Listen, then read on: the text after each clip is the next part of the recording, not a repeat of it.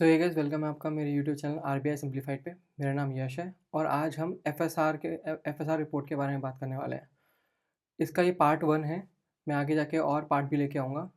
हम मेरे ख्याल से 4 से 5 पार्ट में हम इसको करेंगे पूरा। और आज हम इस फाइनेंशियल स्टेबिलिटी रिपोर्ट का पहला पार्ट देखने वाले हैं। ठीक है? तो फाइनेंशियल स्टेबिलिटी रिपोर्ट के बारे में थोड़ा पढ़ लेते हैं कि क्या होती है। अभी जो है हाल ही में दिसंबर की जो रिपोर्ट है 2025 की, वो रिलीज़ करी है आरबीआई ने। तो फाइनेंशियल स्टेबिलिटी रिपोर्ट जो है उसका नेचर एंड पर्पस देख लेते हैं कि इस रिपोर्ट को क्यों बनाया गया है और ये क्या शो करती है ना। तो जो एफएसआर है वो एक हाफ ईयरली पब्लिकेशन है आरबीआई का। ठीक है? और ये प्रिपेयर करी जाती है with the input from all financial sector regulators. ठीक है? सेबी इन्वॉल्व होता है, रेडा इन्वॉल्व होता है, पीएफआरडी इन्वॉल्व होता है ना। ये सब सारी सारी रेगुलेटर्स इन्वॉल्व होते हैं इसमें। इन प्रेजेंट ये प्रेजेंट करता है collective assessment of the sub committee. ये याद रखना है, सब कमेटी है, sub committee of the financial stability and development council. ये जो एफएसडीएस है ना, अगर सिर्फ इसका चेयरमैन कोई पूछे ना, इसका चेयरमैन कौन होता है, तो वो होता है minister of ministry of finance, है ना। और अगर इसके सब कमेटी का कोई चेयरमैन पूछे, एफएसडीएस की सब कमेटी का चेयरमैन कोई पूछे, तो होता है आरबीआई का गवर्नर। ठीक है? ये एक चीज़ याद रखना। ठीक है? तो ये जो रिपोर्ट है ये किस चीज़ में बात करने वाली है कि करंट रिस्क क्या है फाइनेंशियल स्टेबिलिटी पे और कौन से इमर्जिंग वर्नरेबिलिटीज़ हैं। ठीक है? और उनका हमारे जो फाइनेंशियल इंस्टीट्यूट है या ओवरऑल मार्केट है, इंडियन मार्केट है, ग्लोबल मार्केट है, या तो इन सब चीज़ों इन इन मार्केट्स के रेजिलियंस और इंस्टीट्यूशन के, हमारा इंडियन बैंकिंग सिस्टम है, और लोगों का बैंकिंग सिस्टम मतलब और कंट्रीज़ का बैंकिंग सिस्टम है, तो कैसे वर्क कर रहा है, उनकी रेजिलियंस क्या है, आने वाले जो थ्रेट्स हैं, रिस्क हैं, उनके अगेंस्ट क्या रेजिलियंस है, उसके बारे में ये रिपोर्ट बात करती है। तो ये रिपोर्ट एक सर्व करती है या एक्ट करती है as an early warning framework. ठीक है? एंड हेल्प पॉलिसी मेकर्स को ये हेल्प करती है कि वो आइडेंटिफाई कर पाए कौन से स्ट्रेस पॉइंट हैं और उनके अगेंस्ट वो एक प्रिवेंटिव एक्शंस ले पाएँ। ठीक है? प्रॉम्प्ट करेक्टिव एक्शंस ले पाएँ उनके अगेंस्ट। तो ये इस फाइनेंशियल स्टेबिलिटी रिपोर्ट का नेचर है, पर्पस है। ठीक है? अब हम इसमें पहले ग्लोबल माइक्रो फाइनेंशियल रिस्क के बारे में पढ़ेंगे। मतलब हम पहले तो इस पूरी रिपोर्ट का ओवरव्यू लेंगे कि ये रिपोर्ट क्या कहना चाहती है और इसने क्या-क्या फैक्ट्स बताए हैं। फिर हम हर एक पर्टिकुलर टॉपिक पे अच्छे से डिस्कस करेंगे, उसके ग्राफ्स को भी स्टडी करेंगे कि वो ग्राफ्स क्या बोल रहे हैं और ग्राफ के अंदर जो इन्फॉर्मेशन है वो क्या डिपिक्ट कर रही है। तो हम इसका इन डेप्थ एनालिसिस करने वाले हैं, इसलिए थोड़ा टाइम लेगी ये पर्टिकुलर रिपोर्ट। ठीक है? तो एक बार ग्लोबल माइक्रो फाइनेंशियल रिस्क का एक बार ओवरव्यू देख लेते हैं। तो डिस्पाइट एक ट्रेड टेंशन होने के बाद, क्योंकि टैरिफ रेट्स लगे हुए हैं अभी बहुत सारे कंट्रीज़ पे, यूएस एक सुपर पावर होने के बाद इतने सारे टैरिफ्स लगा के बैठा है इंडिया पे। 50% टैरिफ है ना, इंडिया पे ही 50% टैरिफ है और ये मतलब 25% में डिस्ट्रीब्यूटेड है। ठीक है? 25 एडिशनल कि हम ऑयल बाय करते हैं रशिया से, इसलिए। ठीक है? तो उस पर पेनल्टी है।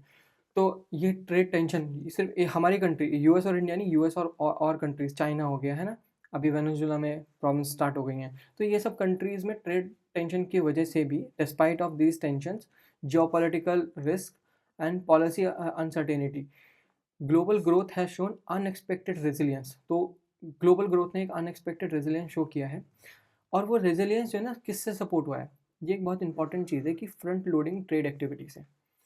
तो फ्रंट लोडिंग ट्रेड एक्टिविटीज़ क्या होती हैं, हम एक बार जल्दी से इसको देख लेते हैं।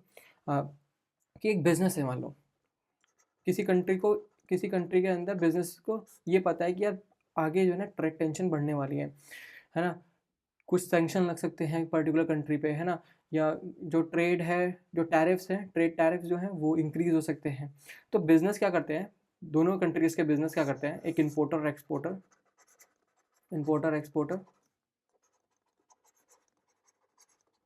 ये पहले से ही वो टैरिफ रेट लगने से पहले, जो न्यू टैरिफ रेट है, न्यू टैरिफ लगने से पहले ही एक डील साइन कर लेता है।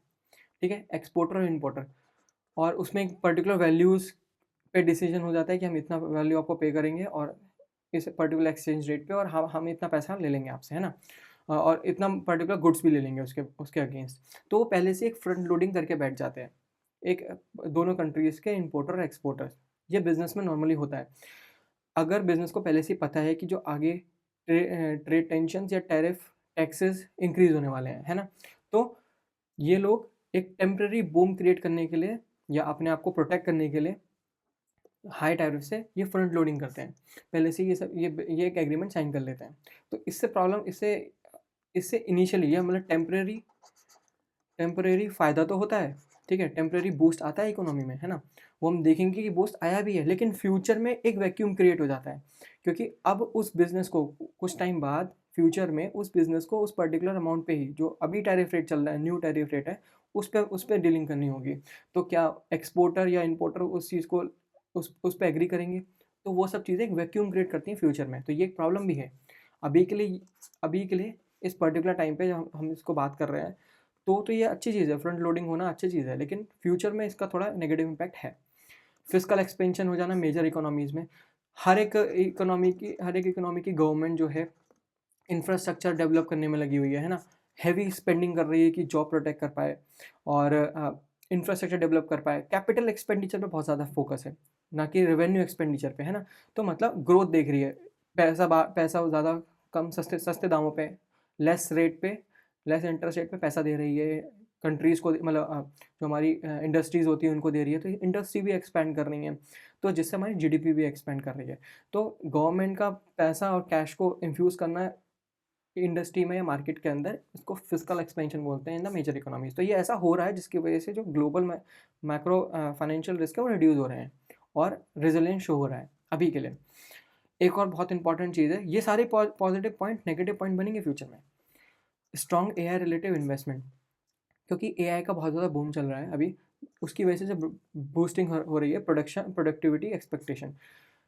लोग क्या, जो कंपनीज़ है ना, जैसे एआई रिलेटेड कंपनीज़ हैं और जो बैंक्स हैं, बैंक्स को लग रहा है कि अभी के टाइम पे ऐसा लग रहा है कि बैंक्स अच्छा पैसा कमा सकते हैं अगर वो इन कंपनीज़ में अभी इन्वेस्ट करें। तो ये इन पर्टिकुलर एआई कंपनीज़ को लोन दे रहे हैं कम इंटरेस्ट रेट पे, ठीक है, इंटरेस्ट रेट जो है वो लेस है। तो इनको एक बहुत बड़ा चंक मिल रहा है कम इंटरेस्ट रेट पे, लेकिन कुछ ही एआई कंपनीज़ को मिल रहा है बहुत बहुत बड़ा। तो इस अभी तो ये इन्वेस्टमेंट अच्छा कर रहे हैं, बैंक्स या कोई भी फाइनेंशियल मेकर्स, मतलब मार्केट मेकर्स जो होते हैं वो अच्छा इन्वेस्टमेंट कर रहे हैं इन एआई रिलेटेड इन्वेस्टमेंट में, एआई रिलेटेड कंपनीज़ पे। बट ये फ्यूचर में प्रॉब्लम क्रिएट कर सकता है। अभी तो उनको सस्ता मिल रहा है, अगर फ्यूचर में एआई उतना बूम नहीं कर पाया, एआई की कंपनीज उतना एक्सपेंडिचर, मतलब उस इतना अर्निंग नहीं कर पाई जितना उनका लोन सर्विसिंग है, तो एक एक स्ट्रेस क्रिएट हो जाएगा बैंक पे भी। तो अभी के लिए वो नहीं है, लेकिन अभी इन्वेस्टमेंट बहुत अच्छा खासा हो रहा है, कंपनियां एक्सपेंड कर रही हैं अपने आप को, अपना बिजनेस एक्सपेंड कर रही हैं, प्रोडक्टिविटी इंक्रीज कर रही हैं। अभी के लिए जो ऐसा हुआ उसकी वजह से जो अनएक्सपेक्टेड रेजिलियंस क्रिएट हुआ, ठीक है। However risk remain tilted toward downside due to कुछ प्रॉब्लम्स अभी भी चल रही हैं। एलिवेटेड पब्लिक डेप्ट इन एडवांस इकोनॉमीज़, जो एडवांस इकोनॉमीज़ है ना, वही बहुत ज़्यादा डेप्ट लेके बैठी हुई हैं। ठीक है, हम अच्छे से इसके बारे में डिस्कस करेंगे। मैं इन सारे पॉइंट्स को दोबारा से एक बार बात करूँगा अभी आगे ने। तो जो पब्लिक डेप्ट है, मतलब गवर्नमेंट बहुत ज़्यादा बोरिंग कर रही है, फिजिकल डेफिसिट चल रहा है उनका।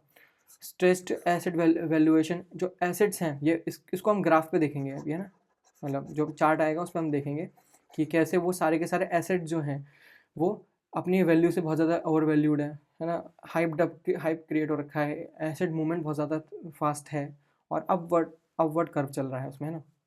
ये रिस्क है फ्यूचर में आने वाले 2026 में होने वाला मे बी।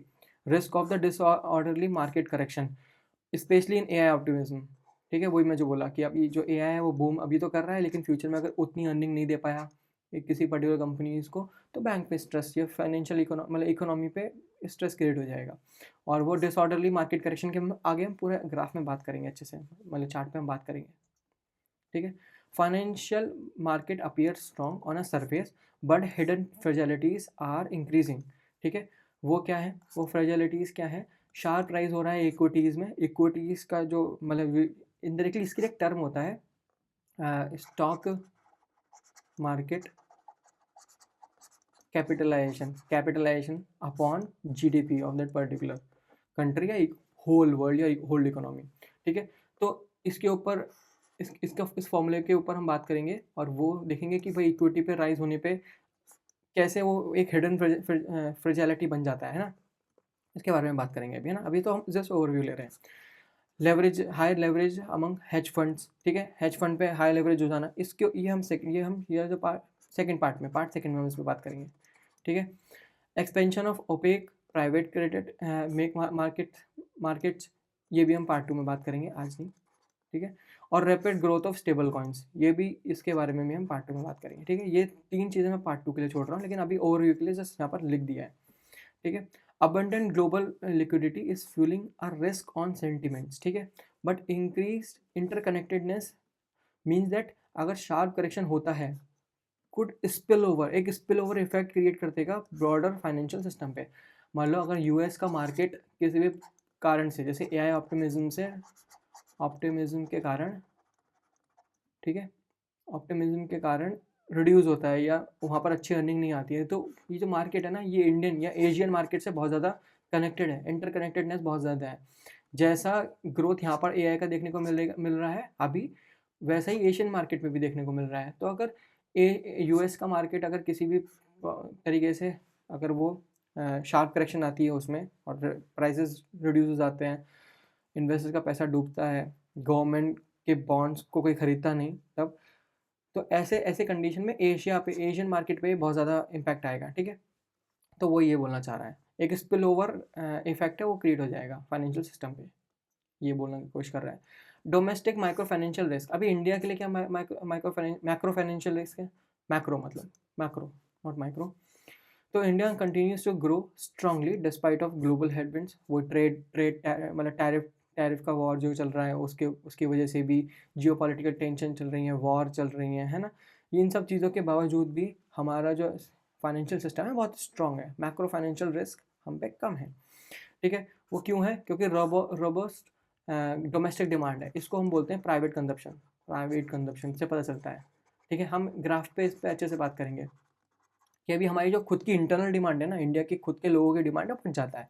बिनाइन इन्फ्लेशन बहुत कम चल रहा है, अभी 0.71% चल रहा है, ठीक है। तो उसकी वजह से हमें बहुत फ़ायदा मिल रहा है। कमिटमेंट टू फाइनेंशियल कंसोलिडेशन, एक गवर्नमेंट जो है अपना फिजिकल डेफिसिट कम करने की बात कर रही है ना, यहाँ पर उस मोड में चल रही है, फिजिकल डेफिसिट को कम कर रही है कि वो बोरिंग भी अच्छे से कर पाए, है ना। इसके ऊपर भी हम अच्छे से बात करेंगे। और prudent macro economic and monetary policies, RBI rate कम करे जा रहा है, गवर्नमेंट इंफ्रास्ट्रक्चर पे हैवी स्पेंडिंग कर रही है, इंडस्ट्रीज़ पे हैवी स्पेंडिंग कर रही है ना, इंफ्रास बनाने की कोशिश कर रही है, जिससे जो जो फ्यूचर में हमें रिटर्न देंगे, ऐसा करके, है ना। तो इन 4 चीज़ों की वजह से हमारा जो जीडीपी है या हमारी ग्रोथ है वो बहुत बढ़ रही है। The domestic financial system remain sound supported by क्यों? Strong balance sheet of banks की बैलेंस शीट बहुत स्ट्रॉन्ग देखने को मिल रही है एंड बहुत फ़ायदा मिल रहा है, अच्छा आरओए है, ROE है ना। और लेवरेज रेशियो भी अच्छा चल रहा है ना। ये सारी चीज़ें, CRAR बहुत अच्छा चल रहा है, ये सब चीज़ें अच्छी चल रही हैं, इसलिए बैंक्स और NBFC बहुत स्ट्रॉन्ग काम कर रही हैं, तो हमारा फाइनेंशियल सिस्टम भी बहुत स्ट्रॉन्ग है। Easy financial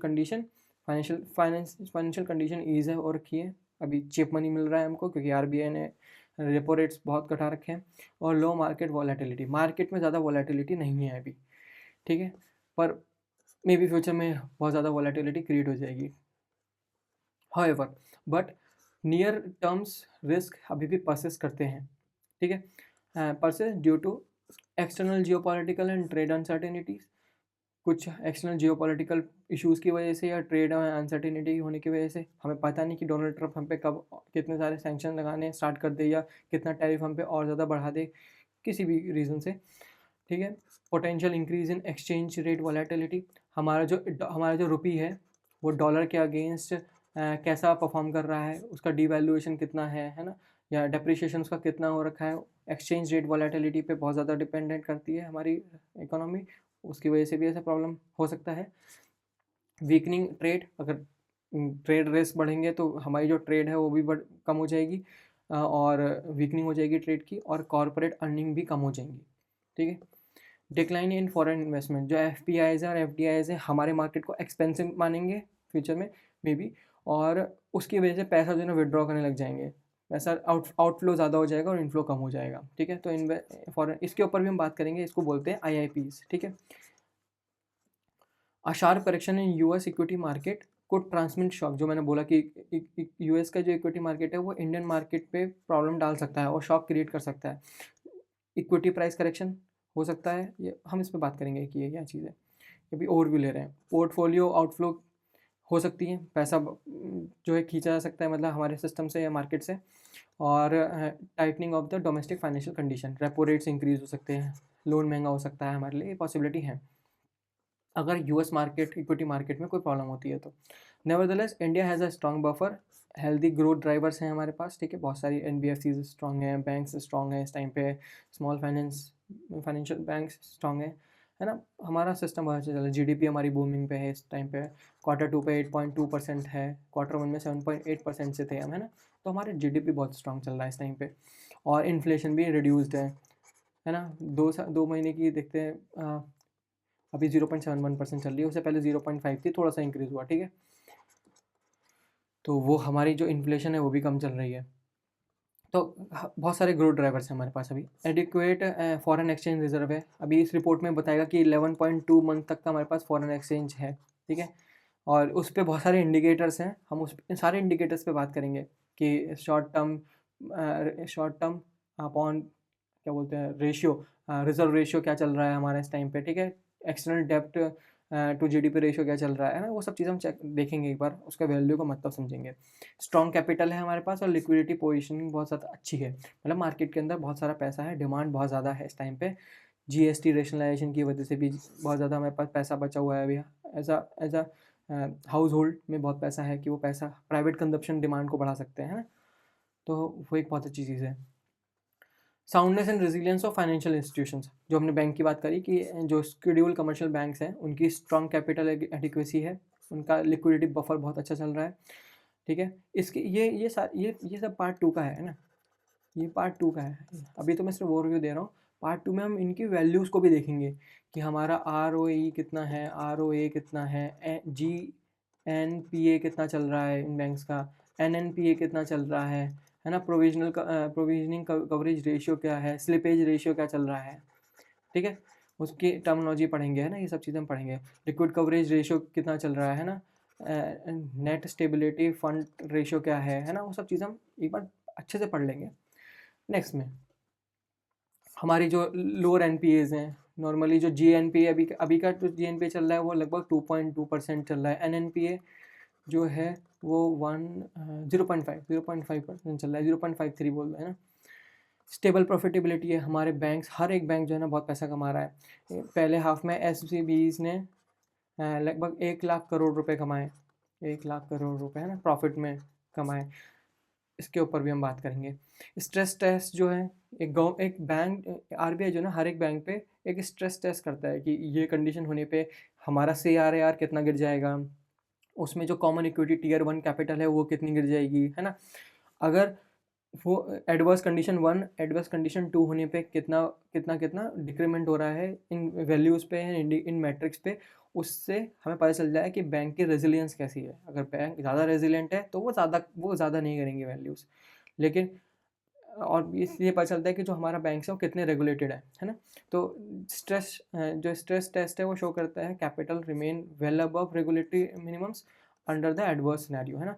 urban cooperative bank जो है वो जनरली हेल्दी शो कर रहे हैं अभी। एडिक्वेट कैपिटल बफर है, CRAR भी बहुत अच्छा है इनका। प्रॉफिटेबिलिटी रिमेन, हम वैल्यू के साथ पढ़ेंगे इसको ना। Profitability remain strong despite of some margin pressure, और सेक्टर रेजिलियंट है अंडर स्ट्रेस टेस्ट, ठीक है। अब अगला देख लेते हैं एनबीएफसी, वो भी सेम चीज़ है कि इनका स्ट्रॉन्ग कैपिटल पोजीशन है, इंप्रूविंग एसेट क्वालिटी है, स्टेबल प्रॉफिटेबिलिटी है, only a few outline shows some vulnerabilities, ठीक है। अदर फाइनेंशियल इंस्टीट्यूट्स में क्या है, म्यूचुअल फंड्स और क्लियरिंग कॉर्पोरेशन जो है वो रेजिलियंसी शो कर रहे हैं अंडर स्ट्रेस टेस्ट, और इंश्योरेंस सेक्टर भी बहुत ज़्यादा रोबस्ट है, और वहाँ पर भी कैपिटल बफर बहुत अच्छा बना हुआ है, और सॉल्वेंसी रेशियो जो है वो भी रेगुलेटरी नॉर्म से अबव भी चल रहा है, ठीक है। Regulatory initiative in the financial sector क्या है, the regulators have strengthen framework, उन्होंने जो आरबीआई है उन्होंने फ्रेमवर्क को स्ट्रेंथन किया है global among this global uncertainty के अगेंस्ट, और स्ट्रक्चरल शिफ्ट जो हो रहा है in the finance by focusing on जो ग्लोबल सिस्टमेटिकली इंपॉर्टेंट बैंक्स हैं। अभी जो ना आरबीआई ने जस्ट कुछ दिनों पहले ही एक डिविडेंड को डिक्लेयर करना और रेमिटेंस देने पे एक ड्राफ्ट लॉन्च किया है ना, रिलीज़ किया है कि उस पर जो ये सिस्टमिकली इंपॉर्टेंट बैंक्स हैं वो कितना पैसा रेमिटेंस में दे सकते हैं या डिविडेंड दे सकते हैं ना, उसके ऊपर भी हम बात करेंगे है ना।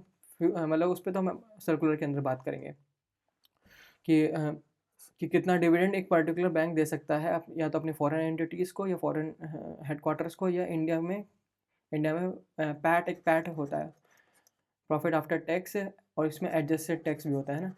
ये तब की बात है, हम आराम से देखेंगे इसको ना। तो उसके ऊपर भी बहुत फ्रेमवर्क लेके आया है। Bank interconnectedness with this non banking financial intermediaries है ना, उसकी कनेक्टेडनेस, क्योंकि बैंक और एनबीएफसी साथ में काम करते हैं। बैंक से पैसा लेता है एनबीएफसी और फिर वो डिस्ट्रीब्यूट या वो लोन डिसबर्स करता है और लोगों को है ना। तो उनकी उनकी रेजिलेंसी भी, उन पे फ्रेमवर्क भी हम देखेंगे ना। और लिक्विडिटी रिस्क मैनेजमेंट, पैसे के जो लिक्विडिटी है बैंक के अंदर वो कैसे मेंटेन करनी है, कितना उसका रिस्क मैनेजमेंट करना है, वो भी है। इंटरनेशनल स्टैंडर्ड पे कुछ बॉडीज़ ने एडवांस रेगुलेशंस देखे हैं, किस पे, क्रिप्टो एसेट्स पे, टोकनाइज एसेट्स पे। और हम जो है ना पर्टिकुलरली इस पे बहुत ज़्यादा बात करेंगे, स्टेबल कॉइन्स क्या होते हैं, क्योंकि they focus on reserve backing and interlinkage. एक अभी कुछ टाइम पहले एक जापान ने भी एक येन पैक्ड अपनी एक करेंसी, एक crypto type of, not crypto currency वाला, एक टोकनाइज करेंसी लॉन्च करी थी, जो कि उनके उनके खुद के बैंक ने लॉन्च करी थी। और वो पर्टिकुलर मतलब उनका एक वो टोकन वैल्यू है वो 1 येन के बराबर है ना। तो वो उन्होंने लॉन्च, अभी जापान ने लॉन्च किया है कुछ टाइम पहले। ठीक है, अब हम अपना मेन पॉइंट से यहाँ से स्टार्ट करने वाले हैं। चैप्टर 1 क्या है, मैक्रो फाइनेंशियल रिस्क और उसकी कोर थीम। ठीक है, तो ग्लोबल ग्रोथ जो है वो रिमेन है resilient due to the fiscal support.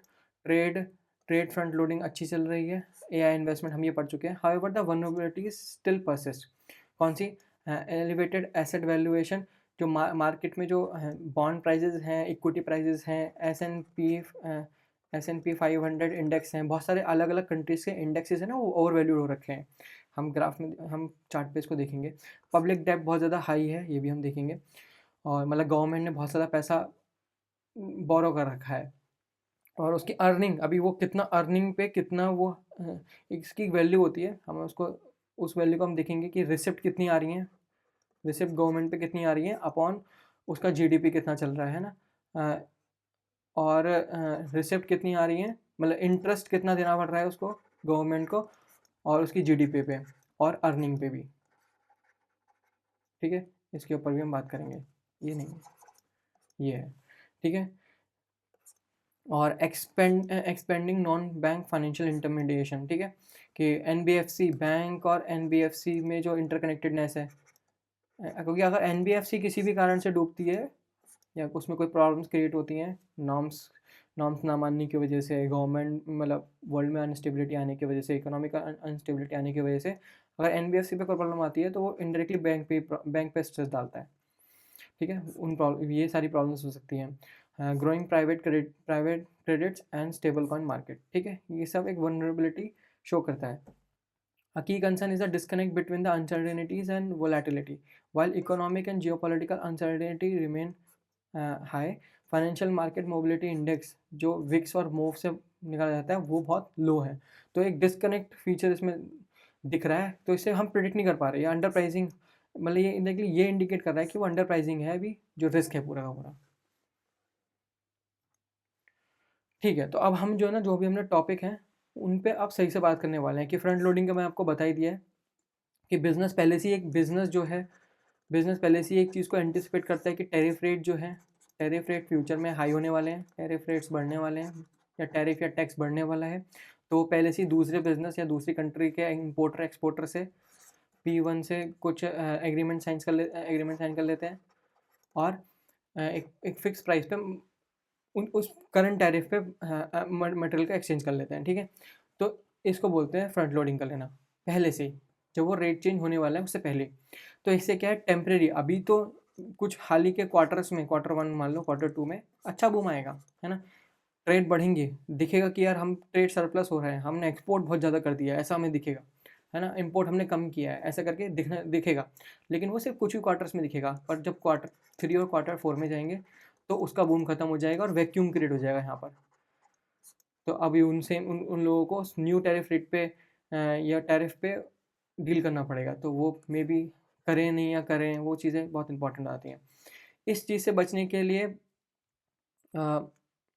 Indirectly इस चीज़ से बचने के लिए ये लोग क्या करते हैं, बायलैटरल ट्रेड डील्स करते हैं। अब क्या है कि जो गवर्नमेंट है वो एक ग्लोबल रूल को ना मान के, जो गवर्नमेंट्स हैं अलग अलग कंट्रीज़ की या इकोनॉमीज़ हैं, वो ग्लोबल रूल को ना मान के कि भाई जो WTO बोल रहा है उसको ना मान के, मेनली कि हम सब साथ जो है एक पर्टिकुलर रेट पे टैरिफ मतलब एक्सचेंज करेंगे, ये सब चीज़ें ना मान के जो कंट्रीज़ हैं या इकोनॉमीज़ हैं वो डायरेक्ट 1 ऑन 1 डील कर रही हैं एक दूसरे से। कंट्रीज़ जो है एक दूसरे, कंट्री 1 और कंट्री 2 एक दूसरे के साथ डायरेक्ट डील कर रही है, और जैसे फ्री ट्रेड एग्रीमेंट होता है वही करने की कोशिश कर रही है कि हम तुम्हें बेनिफिट देते हैं, तुम हमें बेनिफिट दो। जैसे इंडिया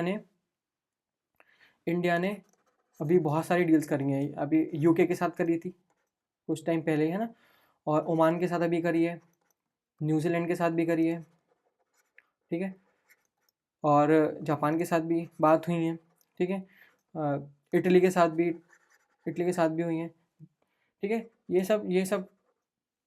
सब एक बायलैटरल ट्रेड डील करने की कोशिश करती हैं कंट्रीज़, जिससे वो जो प्रोटेक्शन, अभी क्या होता है जब अभी का जो टाइम चल रहा है ना, उसमें जो कंट्रीज़ हैं वो प्रोटेक्शनिज्म वाली पॉलिसीज़ को ज़्यादा अपना रही हैं कि हम अपने ही सर्कल में जो है डील करने की कोशिश करेंगे और ज़्यादा रिस्क नहीं लेंगे हम बाहर, है ना? ज़्यादा टैरिफ रेट से हम ज़्यादा वो नहीं करेंगे, मतलब हाई टैरिफ रेट पे हम काम नहीं करेंगे, हम बायलैटरल ट्रेड डील्स करेंगे, और फिर उसके उसके उसके थ्रू हम एक फ्री ट्रेड नहीं क्रिएट कर रहे हैं यहाँ पर, है ना? हम प्रोटेक्शनिज्म पॉलिसी में जा रहे हैं कि हम कंट्री से डायरेक्ट बात करते हैं और वहाँ पर हम एक फ्री ट्रेड एग्रीमेंट या एक इकोनॉमिक कॉम्प्रिहेंशन ट्रेड एग्रीमेंट करने की कोशिश करते हैं, है ना? जैसे इंडिया ने इन सब लोगों के साथ किया है, ठीक है? और फिस्कल एक्सपेंशन क्या होता है? फिस्कल एक्सपेंशन का मतलब यहाँ पर ये है कि जो गवर्नमेंट है वो मनी स्पेंड कर रही है बहुत ज़्यादा, मार्केट के अंदर पुश कर रही है मनी को, और इंफ्रास्ट्रक्चर को इंक्रीज़ करने की कोशिश कर रही है, उसमें डेवलपमेंट डालने की कोशिश कर रही है, keeping the jobs and consumption high, कि जो जो इंटरनल कंजप्शन है, जो प्राइवेट डिमांड है इंडिया की, वो इंक्रीज़ हो जाए, है ना? वो हाई रहे, वो बढ़ी रहे, इसकी वजह से गवर्नमेंट भी फिस्कल एक्सपेंशन करने की कोशिश कर रही है, ठीक है?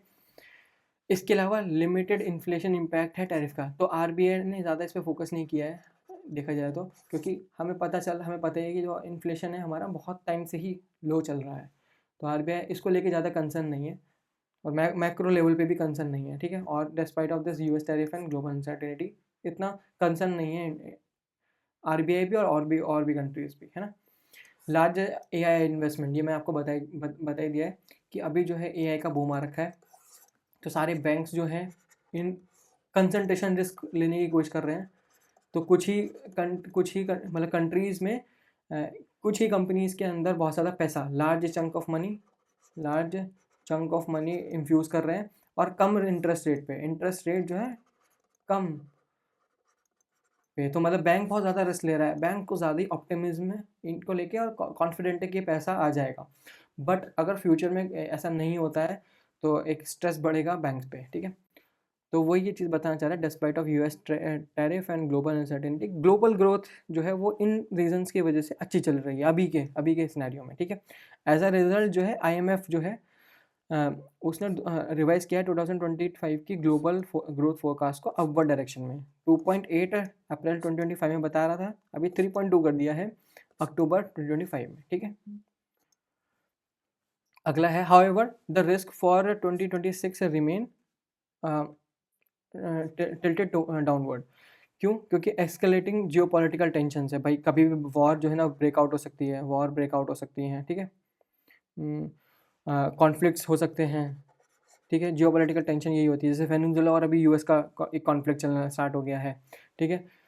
तो ऐसे टाइप के सिनेरियोस कभी भी आ सकते हैं ना, इनको एंटिसिपेट करना हार्ड होता है, तो ये इसकी वजह से क्या है, जो ऑयल अभी, क्योंकि वेनेजुला में वो वर्ल्ड का लार्जेस्ट ऑयल सप्लायर है ना, मतलब वहाँ पे बहुत ऑयल है, क्रूड ऑयल है, तो ऑयल सप्लाई डिस्टर्ब हो जाता है इन चीज़ों से ना, तो ऑयल नहीं मिलेगा कुछ कंट्रीज़ को, ट्रेड रूट्स जो होते हैं वो ब्लॉक हो जाते हैं कभी कभी, ठीक है। तो इन इन इन पर्टिकुलर चीज़ों की वजह से 2026 थोड़ा जो है ना रिस्की साइड में दिखाई दे रहा है इस पर्टिकुलर रिपोर्ट की वजह से, ठीक है। और जो ट्रेड बैरियर्स हैं वो मैंने बताया कि जो फ्रंट लोडिंग है अभी तो अच्छी दिख रही है, लेकिन वो फ्यूचर में बैरियर क्रिएट कर सकती है या एक वैक्यूम क्रिएट कर सकती है, वैक्यूम, ठीक है। AI falling to deliver productive gains, अगर एआई एक प्रोडक्टिव जो है प्रोडक्टिव गेन नहीं दे पाया, और उसमें चंक इन्वेस्टमेंट हो रखी है बैंक्स की कम इंटरेस्ट रेट पे, तो बैंक्स पे बहुत ज़्यादा स्ट्रेस क्रिएट हो जाएगा, है ना। इसके ऊपर ही पूरा है, चार्ट्स हैं। और एलिवेटेड पब्लिक डेब्ट्स, जो पब्लिक डेब्ट्स हैं वो भी बहुत ज़्यादा बढ़े हुए हैं, बैंक ने बहुत ज़्यादा बोरिंग कर रखी है, तो अगर कभी फ्यूचर में ऐसे कुछ क्राइसिस आती है तो बैंक को, और सॉरी बैंक ने नहीं, गवर्नमेंट अगर फ्यूचर में कोई और क्राइसिस आती है तो गवर्नमेंट को पैसा लेना मुश्किल हो जाएगा, वो बोरिंग नहीं कर सकते हैं, क्योंकि उनके लिए इंटरेस्ट रेट तो वैसे ही और हाई हो जाएगा, और सर्विसिंग मतलब cost of the particular interest rate वो भी इंक्रीज हो जाएगा, ठीक है। एडवांस इकोनॉमीज़ क्या प्रॉब्लम फेस कर रही हैं अभी, वो राइजिंग इंटरेस्ट एक्सपेंसिव, क्योंकि सबसे ज़्यादा जो लोन ले रखा है ना वो एडवांस इकोनॉमीज ने ले रखा है, तो इनको भी यही प्रॉब्लम्स हैं कि जो इंटरेस्ट सर्विसिंग रेट है वो इनके लिए भी बहुत ज़्यादा है, ठीक है। तो इनके लिए भी जो राइजिंग इंटरेस्ट एक्सपेंसेस है वो भी बहुत ज़्यादा है, तो ये एडवांस इकोनॉमीज उसको भी फेस कर रही हैं। High defence and health care, ये कुछ अनअवॉइडेबल स्पेंडिंग्स होती हैं, क्योंकि एक देश की फ्रंट जो बाउंड्रीज होती है उनको प्रोटेक्ट करना पड़ता है, तो एक कंट्री को जियोपॉलिटिकल टेंशन जब हो जाती हैं तो एक हायर डिफेंस, मतलब डिफेंस में बहुत ज़्यादा पैसा डालना पड़ता है, हेल्थ के लोगों की हेल्थ केयर में बहुत पैसा डालना पड़ता है ना, तो ये स्पेंडिंग करनी पड़ती है गवर्नमेंट को, इसको बोलते हैं गवर्नमेंट इन्वेस्टमेंट, गवर्नमेंट एक्सपेंडिचर्स, ठीक है। हेल्थ केयर हो गया, एजुकेशन के ऊपर, तो कुछ अनअवॉइडेबल स्पेंडिंग्स होती हैं जो करनी पड़ती हैं, तो एडवांस इकोनॉमीज़ को फेस करनी पड़ रही हैं। परसिस्टेंट फिजिकल डेफिसिट इनका बहुत ज़्यादा हो रखा है अभी, है ना। This reflects in rising public debts, जो पब्लिक डेब्ट्स हैं वो इंक्रीज़ हो रहे हैं। पब्लिक डेब्ट टू जीडीपी रेशियो, एक जीडीपी रेशियो होता है, ये हम बात करेंगे इसके ऊपर, और वाइडनिंग हो रही है स्वाप स्प्रेड इंडिकेटिंग हायर सोवेनियर रिस्क प्रीमियम, ठीक है। तो एक बार इसको चार्ट में देख लेते हैं, इसका मतलब क्या है। तो मैंने जैसे बोला था कि मार्केट जो ये क्या बोल रहा है, rising stock market capitalisation and public डेब्ट as a percentage of GDP, मतलब अपॉन में जीडीपी है, ठीक है, मार्केट का कैपिटलाइजेशन। तो ये जो पहला वैल्यू है ना, ये 2012 मतलब 2012 से 15 का है, ये वाला जो है 16-19 का है, और ये 21-24 का है। लेकिन जो लेटेस्ट है ना अभी, जो मार्केट ग्लोबल लेवल पे जो मार्केट कैपिटलाइजेशन या स्टॉक मार्केट अपॉन जीडीपी, इस पूरे देश की जीडीपी मतलब पूरे वर्ल्ड की जीडीपी के अगेंस्ट कितनी वैल्यूएशन है स्टॉक मार्केट की, वो देखो कितनी वैल्यू आ रही है, 126.3, मतलब बहुत हाई। इंडिया मतलब एक पूरी ग्लोबल की जीडीपी से भी ज़्यादा स्टॉक मार्केट की वैल्यूएशन है इस टाइम पे। तो ये जो इंडिकेटर है ना, ये जो वैल्यू है, ये शो करती है कि मार्केट जो है इस टाइम पे एक्सपेंसिव है या चीप है। तो अभी के केस में बहुत ज़्यादा एक्सपेंसिव है और ओवर वैल्यूड है, मतलब एक बबल क्रिएट हो रखा है, ठीक है। दूसरी ओर क्या, पब्लिक डेप्ट क्या है, जो लेटेस्ट है, ये नीचे देखो ये लेटेस्ट लिखा है, ये वाला जो वैल्यू है 94.7%, ये लेटेस्ट वैल्यू है। वो इतना पब्लिक डेप्ट ले रखा है पूरी इकोनॉमी ने against this the whole GDP. तो ये 94.7% है, तो गवर्नमेंट ने इतना मनी ओन कर रखा है as compared to the world economy, है ना। तो इससे तो हमने बता ही दिया है कि इससे प्रॉब्लम क्या होती है कि मार्केट बहुत एक्सपेंसिव, अभी के सिनेरियो में मार्केट बहुत एक्सपेंसिव दिख रहा है, और सिग्निफिकेंटली हायर हो रखी है स्टॉक की वैल्यूज़, और जिसकी वजह से एक बबल क्रिएट हो रखा है। तो अगर कोई प्रॉब्लम आती है फ्यूचर में, बात करेंगे इसके ऊपर, है ना। और जो पब्लिक डेप्ट है, मतलब गवर्नमेंट ने बोरिंग भी बहुत ज़्यादा कर रखी है ना, पहले से ज़्यादा। देखो पहले क्या था, 91.8 था, और अभी इसको इतना हो गया है, ठीक है, 94.7%। तो ये दोनों रिकॉर्ड हाई में है। यूजुअली क्या होता है, एक वैल्यू हाई होती है तो दूसरी वैल्यू लो होती है, ठीक है। और अगर दूसरी वैल्यू लो होती है, मतलब वाइस वर्सा केस होता है नॉर्मल सिनेरियो में। लेकिन अभी अभी अभी जो केस चल रहा है इसको बोलते हैं साइमल्टेनियस वल्नरेबिलिटी, साइमल्टेनियस वल्नरेबिलिटी। ठीक है, दोनों ही वैल्यू जो है ना हाई हाई हो रखी है इस टाइम पे। पब्लिक डेब्ट भी हाई हो रखा है जीडीपी का अगेंस्ट में, और मार्केट की वैल्यूएशन, मार्केट भी बहुत ज़्यादा स्टॉक वैल्यूज बहुत ज़्यादा हो रखी हैं। तो अगर कभी भी कोई क्राइसिस आता है तो क्योंकि पब्लिक डेब्ट बहुत ज़्यादा है, तो गवर्नमेंट जो है उस प्रॉब्लम को रिड्यूस करने के लिए अब लोन ले ही नहीं पाएगी। ठीक है, क्योंकि बहुत सारा लोन पहले से ही पड़ा हुआ है। और इन्वेस्टर्स, क्योंकि जो स्टॉक मार्केट है वो बहुत ज़्यादा एक बबल में बैठा हुआ है, जो वो बबल टूटेगा मतलब फटेगा तो इनकी जो वैल्यूज़ है, जो लॉस होगा ना, लॉस बहुत ज़्यादा होगा। तो they have to take a lot of hard falls. ठीक है, तो ये एक प्रॉब्लम है इसके अभी ये करंट सिनेरियोज में। दूसरा क्या बोल रहे हैं, fiscal restraints, fiscal restraint reflect in the widening of swap spreads. ठीक है, तो एक्चुअली ये ग्राफ क्या शो करता है, ये एक रिलेशनशिप शो करता है कि गवर्नमेंट बोरिंग जो है, देखो गवर्नमेंट बोरिंग मतलब G4 की फिस्कल डिफिसिट्स और जो फाइनेंशियल स्ट्रेस है, मतलब जो ये स्वाप स्प्रेड है फाइनेंशियल, ये क्या बताता है, फाइनेंशियल स्ट्रेस को बताता है, फाइनेंशियल स्ट्रेस। ठीक है, फाइनेंशियल स्ट्रेस को बताता है, और ये बता रहा है कि कितना गवर्नमेंट ने बोरिंग कर रखी है ना, बोरिंग। ठीक है, ये चीज़ बता। और G4 में कौन सी इकोनॉमीज आती हैं, एक तो US आता है, UK आती है, यूरो एरिया आता है और जापान आता है। ठीक है, तो जो G4 की फिस्कल डेफिसिट है वो राइट स्केल में, मतलब इसको देखना है हमें पूरे को। और जो जी स्वाप है उसमें कुछ नहीं लिखा है, तो मतलब वो लेफ्ट साइड में देखना है हमें। ठीक है, तो पहले ये देख लेते हैं कि G4 की फिस्कल डेफिसिट क्या बोल रही है, कि कितना मनी इन लोगों ने, मतलब गवर्नमेंट ने कितना ज़्यादा मनी स्पेंड कर रहे हैं अर्निंग से। तो उस जो गैप को रिड्यूस करने के लिए, जो डेफिसिट है उसको रिड्यूस करने के लिए इनको बोरिंग की नीड्स हुई है ना, तो वो ये शो कर रहा है, जिसकी वैल्यू अभी माइनस के नेगेटिव में है, मतलब -5.8% चल रही है। ठीक है, हाँ यहाँ पे परसेंट है। ठीक है, और जो मतलब इंडायरेक्टली पूरा नेगेटिव टेरिटरी में है। ठीक है, और जो G4 की 30 ईयर की स्वाप स्प्रेड है, इसका मतलब क्या है, ये एक तरीके का मैंने बताया कि फाइनेंशियल रिस्क इंडिकेटर है। तो ये जो वैल्यू है, ये वैल्यू ये बताती है कि गवर्नमेंट का जो यील्ड है ना, जो गवर्नमेंट बॉन्ड का यील्ड है, गवर्नमेंट बॉन्ड का जो यील्ड है ना वो हाई है, अभी हाई है प्राइवेट यील्ड से, प्राइवेट बैंक स्वाप रेट से, ठीक है, वो हाई चल रहा है अभी। ठीक है, मतलब गवर्नमेंट अपने बॉन्ड पे ज़्यादा पैसा पे कर रही है, और वो क्यों पे कर रही है हमें पता चलेगा, क्योंकि बोरिंग बहुत ज़्यादा है अभी, है ना, गवर्नमेंट के पास। तो ये भी जो है ना नेगेटिव में मतलब 60 to 70 बेस पॉइंट के अराउंड आ रहा है ना, यहाँ पर इधर की साइड आ रहा है ना, तो ये भी बहुत नेगेटिव बेस पॉइंट है यहाँ पर, तो ये भी नेगेटिव चल रही है। ठीक है, तो इसका एक बार मतलब देख लेते हैं। अगर कोई नॉर्मल वर्ल्ड है, तो वहाँ पर क्या होता है, जो गवर्नमेंट का बॉन्ड होता है ना, बॉन्ड यील्ड होती है, वो जो ना कम होती है, लो होती है। वो लो क्यों होती है, क्योंकि गवर्नमेंट के जो बॉन्ड होते हैं ना वो सेफ होते हैं, तो उस पर इंटरेस्ट रिटर्न कम मिलता है। ठीक है, तो यहाँ पर, और ये एक पॉजिटिव एस्पेक्ट दिखाता है, तो इसमें क्या है, यहाँ पर जो है ये जो यील्ड स्वाप है ना, ये जो G4 30 ईयर्स स्वाप स्प्रेड है वो पॉजिटिव होना चाहिए था, अगर ऐसा होता तो कि गवर्नमेंट की जो बॉन्ड यील्ड है वो लो होती, मतलब क्यों, क्योंकि गवर्नमेंट के बॉन्ड सेफ होते हैं इसलिए, ये नॉर्मल वर्ल्ड की बात है। लेकिन अगर मैं स्ट्रेस वर्ल्ड में जाऊँ वहाँ पर देखूँ, तो अभी जो स्ट्रेस वर्ल्ड का जो कंडीशन चल रहा है वो क्या चल रहा है कि फिस्कल डेफिसिट बहुत हाई है, गवर्नमेंट ने बहुत ज़्यादा पैसा बोरो कर रखा है।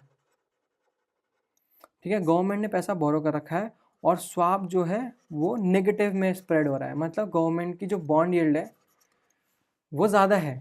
अभी गवर्नमेंट की बॉन्ड यील्ड ज़्यादा है, मतलब क्या, ये सेफ़र नहीं है, नहीं ये सेफ़र है, लेकिन दिक्कत अभी क्या आ रही है कि जो गवर्नमेंट है ना, गवर्नमेंट अभी क्या कर रही है, गवर्नमेंट ज़्यादा बॉन्ड इशू कर रही है, अभी ज़्यादा बॉन्ड इशू क्यों कर रही है, क्योंकि बोरिंग बहुत ज़्यादा कर रखी है इन लोगों ने, G4 ने। तो क्योंकि इन्होंने बहुत ज़्यादा लॉन्ग टर्म बॉन्ड्स को इशू कर रखा है अपने फंड को डेफिसिट करने, जो इनका फिस्कल डेफिसिट है उसको रिड्यूस करने के लिए। लेकिन जो मार्केट है ना, अभी ये बॉन्ड बॉन्ड तो मार्केट में डालेंगे ना, वहाँ पर बायर जो है ना, बायर ही नहीं है, बायर ही नहीं है, बायर कम है इन बॉन्ड्स को। तो इसलिए इन इन गवर्नमेंट को जो है ना, गवर्नमेंट को इसीलिए ही बॉन्ड का यील्ड बढ़ाना पड़ रहा है।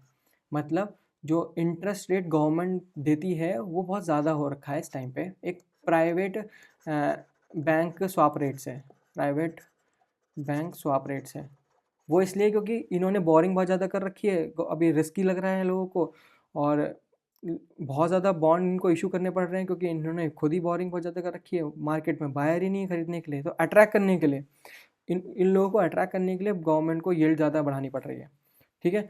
तो इसकी वजह से ही जो है ये पॉजिटिव ना होके ये नेगेटिव, सब कुछ नेगेटिव चल रहा है, 60 बेसिस पॉइंट नेगेटिव चल रहा है। और जो क्योंकि फिस्कल डेफिसिट जो ना माइनस के 5.8% चल रहा है। इस प्रोसेस, इस नेगेटिव इन्वर्जन को, ये नेगेटिव इन्वर्जन है ना कि भाई गवर्नमेंट की यील्ड, गवर्नमेंट बॉन्ड की यील्ड हाई मिल रही है नॉर्मल उससे, मतलब स्ट्रेस वर्ल्ड में। तो इस नेगेटिव इन्वर्जन को पता है क्या बोलते हैं? इस नेगेटिव इन्वर्जन को बोलते हैं फिस्कल इंडाइजेशन। इंडाइजेशन, इस फिस्कल इंडाइजेशन का मतलब ये होता है कि मार्केट ही इस टाइम पे इतना स्ट्रगल कर रहा है कि वो गवर्नमेंट डेब्ट्स हैं उनको स्वेलो करने में, ठीक है। The market is itself struggling so much to swallow all the government bonds और गवर्नमेंट डेब्ट्स, मतलब गवर्नमेंट डेब्ट्स। तो यहाँ पर इसीलिए ही ये नेगेटिव है, और जो स्वाप है वो एक स्टीप नेगेटिव वे में जा रहा है, इसीलिए क्योंकि ज़्यादा बोरिंग कर रखी है, ठीक है, G4 ने। तो ये इसका मतलब था यहाँ पर। अभी financial market risk and appetite क्या है, इसके बारे में एक बार देख लेते हैं। Explain easy financial conditions and abundant liquidity have pushed जो रिस्क एसेट प्राइस है एंड गोल्ड है to elevated levels, benefiting emerging markets with sustained policy portfolio inflows. However, इसके अलावा भी एक शार्प करेक्शन को ट्रिगर फायर सेल को trigger कर सकती है, ठीक है। एसेट कोरिलेशन में rise due to stress amplification, stress and amplifying contingent, ठीक है। इसका मतलब क्या है, एक बार ये वाला मतलब हम एक बार देख लेते हैं अच्छे से। देखो, अभी मार्केट में हर एक चीज़ का प्राइस जो है ना, एसेट प्राइस बहुत ज़्यादा बढ़ रहा है। अगर वो मैं गोल्ड ले लूँ, उसका भी जो वैल्यू है वो बहुत ज़्यादा है। हमें पता है गोल्ड की वैल्यू कितनी ज़्यादा बढ़ी है इस टाइम पे ना।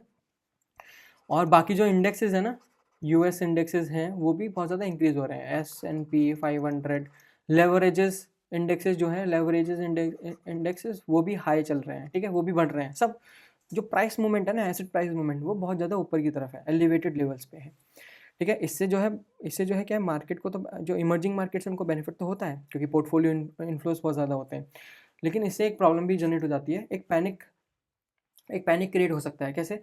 अगर जो हमारी जो एआई वाली बात ले लेते हैं, अगर वो एआई ऑप्टिमिज्म जो है वो डिस्ट्रॉय हो गया, जो एआई बबल है वो फट गया, तो जो प्राइस ड्रॉप है, जो एसेट प्राइस ड्रॉप है, जो बहुत ज़्यादा एलिवेटेड लेवल पे है, जो एसेट प्राइस ड्रॉप है वो रिड्यूस हो जाएगा। तो जो इन्वेस्टर्स जो हैं, जिन्होंने लेवरेज कर रखा है, मतलब मनी को पैसा उधार ले रखा है, या लेवरेज करके जो इन्वेस्टमेंट किया है, लेवरेज्ड हैं वो, उनको क्या प्रॉब्लम आ जाएगी? मार्जिन कॉल्स आ जाएंगी, ठीक है। तो उनको जो पैसा है वो पे करना पड़ेगा वापस।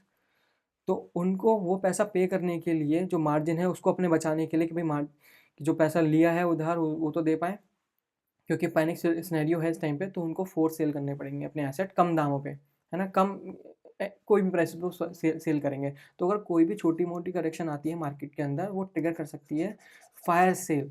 और ये फायर सेल इस टाइम पे क्यों ट्रिगर करेगी? क्योंकि एसेट प्राइजेस जो है ना वो बहुत हाई है इस टाइम पे। हर एक टाइप के एसेट प्राइस बहुत हाई है, गोल्ड का भी प्राइस बहुत हाई है। तो अगर अभी मार्केट गिरता है या फ्यूचर में थोड़ा बहुत गिरता है, तो ज़रा सा भी एक शार्प करेक्शन बहुत कुछ मतलब तबाह कर सकता है इंडायरेक्टली, ऐसा बोलो। और ज़रा सा जो अभी एसेट कोरिलेशन है ना, एसेट कोरिलेशन वो भी 1 पे चल रहा है। अभी एसेट कोरिलेशन 1 का मतलब क्या होता है, एक बार देख लेते हैं। एक होता है asset correlation is equal to 0, और एक होता है इक्वल टू 1, ठीक है। अभी एसेट कोरिलेशन 0 का मतलब क्या है? इन्वेस्टर्स नॉर्मली क्या करते हैं? इन्वेस्टर्स अपने पोर्टफोलियो को डाइवर्सिफाई करते हैं, ठीक है, डाइवर्सिफाई करते हैं। तो स्टॉक में भी डालेंगे कुछ पार्ट, गोल्ड भी खरीदेंगे, बॉन्ड्स भी खरीदेंगे, ठीक है। लेकिन अभी का, और अगर तो मतलब ऐसा है कि अगर एक बार स्टॉक ज़्यादा खरीदने लग जाएंगे ना, अगर एसेट कोरिलेशन ज़ीरो है, तो वो गोल्ड या बॉन्ड में थोड़ा कम पैसा डालेंगे, क्योंकि उनको लगेगा कि मार्केट ज़्यादा हमको पैसा या रिटर्न बना के दे रहा है एज़ कम्पेयर टू गोल्ड या बॉन्ड्स। लेकिन जब ये क्राइसिस आता है ना, जब कोरिलेशन वन हो जाता है, तो अगर कोई क्राइसिस में, कोरिलेशन वन होने की वजह से जो क्राइसिस में क्या है, सब कुछ ही क्रैश होता है, पूरा का पूरा सेफ्टी नेट ही ब्रेक हो जाता है, और सारी चीज़ें जो है क्रैश होने लग जाती हैं एट अ सेम टाइम। और क्योंकि तब जो है कोरिलेशन वन है, मतलब लोगों ने स्टॉक में भी बहुत पैसा डाल रखा है और गोल्ड या बॉन्ड में भी पैसा डाल रखा है, कुछ भी हेज करने का नहीं है वे। तो अभी क्या, कोरिलेशन वन की वजह से पूरा का पूरा मार्केट ही डिस्ट्रॉय हो जाएगा, ठीक है। और ये यही होता है, मतलब एसेट कोरिलेशन में राइज ड्यूरिंग एसेट्स, वो क्राइसिस की वजह से वो वन की तरफ भागने लग जाता है सब कुछ। और जो एम्पलीफिकेशन करता है कंटिजेंट, मतलब ये फैलता है। जैसे अगर यूएस में कोई ऐसी खबर आई, यूएस मार्केट में जो टेक मार्केट है उसमें कोई प्रॉब्लम जनरेट हुई, तो वो जो है और मार्केट जैसे इंडिया का मार्केट भी अफेक्ट होगा। बस यही बोलने की कोशिश कर रहा है ये। अभी इसी चीज़ को हम जो है ग्राफ के उसमें देखेंगे कि ये ग्राफ में क्या बोलना चाह रहा है। तो रैली इन रिस्क एसेट, मतलब एक रैली मतलब इंक्रीज स्टीप, मतलब एक ऊपर की तरफ अपवर्ड मोशन चलता आ रहा है सबका। किसका? जो यूएस के HY इंडेक्स है, एस एन पी 500 इंडेक्स है, लेवरेज लोन इंडेक्स है, या गोल्ड, ये दो कितने अपने, अगर इनका 100 2025 जनवरी इंडेक्स के उसमें 100 इसका वो है बेस, अभी वो 355 है, मतलब 255 प्लस है गोल्ड हमारा तब से, जनवरी 2015 से। तो देखो कितना ज़्यादा वैल्यूएशन हो गया है, मतलब कितना ज़्यादा एसेट का प्राइस मूवमेंट कितना बढ़ गया। और अभी देखो ये दिसंबर में, और ये इस वाले दिसंबर में, मतलब एक साल का जो गैप है उसमें कितना स्टीपली ऊपर की तरफ बढ़ा है, ठीक है, सारे के सारे। तो इसमें ये स्टीपली ऊपर बढ़ने का फ़ायदा क्या हो रहा है कि लोग जो है, मतलब जो हमारे जो इस टाइम पे बायर है ना, वो सब कुछ भी खरीदने को तैयार हो रहे हैं, सब कुछ खरीदना चाहते हैं। इन्वेस्टर्स गोल्ड भी खरीद रहे हैं, वो और अपना ये स्टॉक्स भी खरीद रहे हैं। नॉर्मली ऐसा नहीं करते हैं वो, है ना, कुछ कुछ कभी कभी वो चूज़ करते हैं, या तो स्टॉक खरीद लेते हैं या गोल्ड खरीद लेते हैं। लेकिन अभी क्या सिनेरियो चल रहा है, वो सब कुछ खरीदे जा रहे हैं, दे आर बाइंग एवरीथिंग। जो ये सिग्नल कर रहा है, ये चीज़ ये सिग्नल कर रही है कि मार्केट के अंदर जो है लिक्विडिटी अबंडेंट है, लिक्विडिटी बहुत ज़्यादा है, लिक्विडिटी बहुत ही ज़्यादा है। ये चीज़ शो कर रही है, ठीक है, कि मार्केट अभी ओवर वैल्यूड भी है इनडायरेक्टली ऐसा करके, और पैसा बहुत ज़्यादा इन्फ्यूज़ कर रखा है इन इन्वेस्टर्स ने। और अगर कुछ भी प्रॉब्लम आती है तो फिर मे बी बहुत हार्डफुल लेना पड़ेगा इन्वेस्टर्स को। Emerging market monthly portfolio flows क्या है, ठीक है, एक बार इसको भी देख लेते हैं। ये शो करता है कि जो फॉरेन मनी है वो कितना फ्लो, मतलब फ्लो कितना चल रहा है, फ्लो ऑफ फॉरेन मनी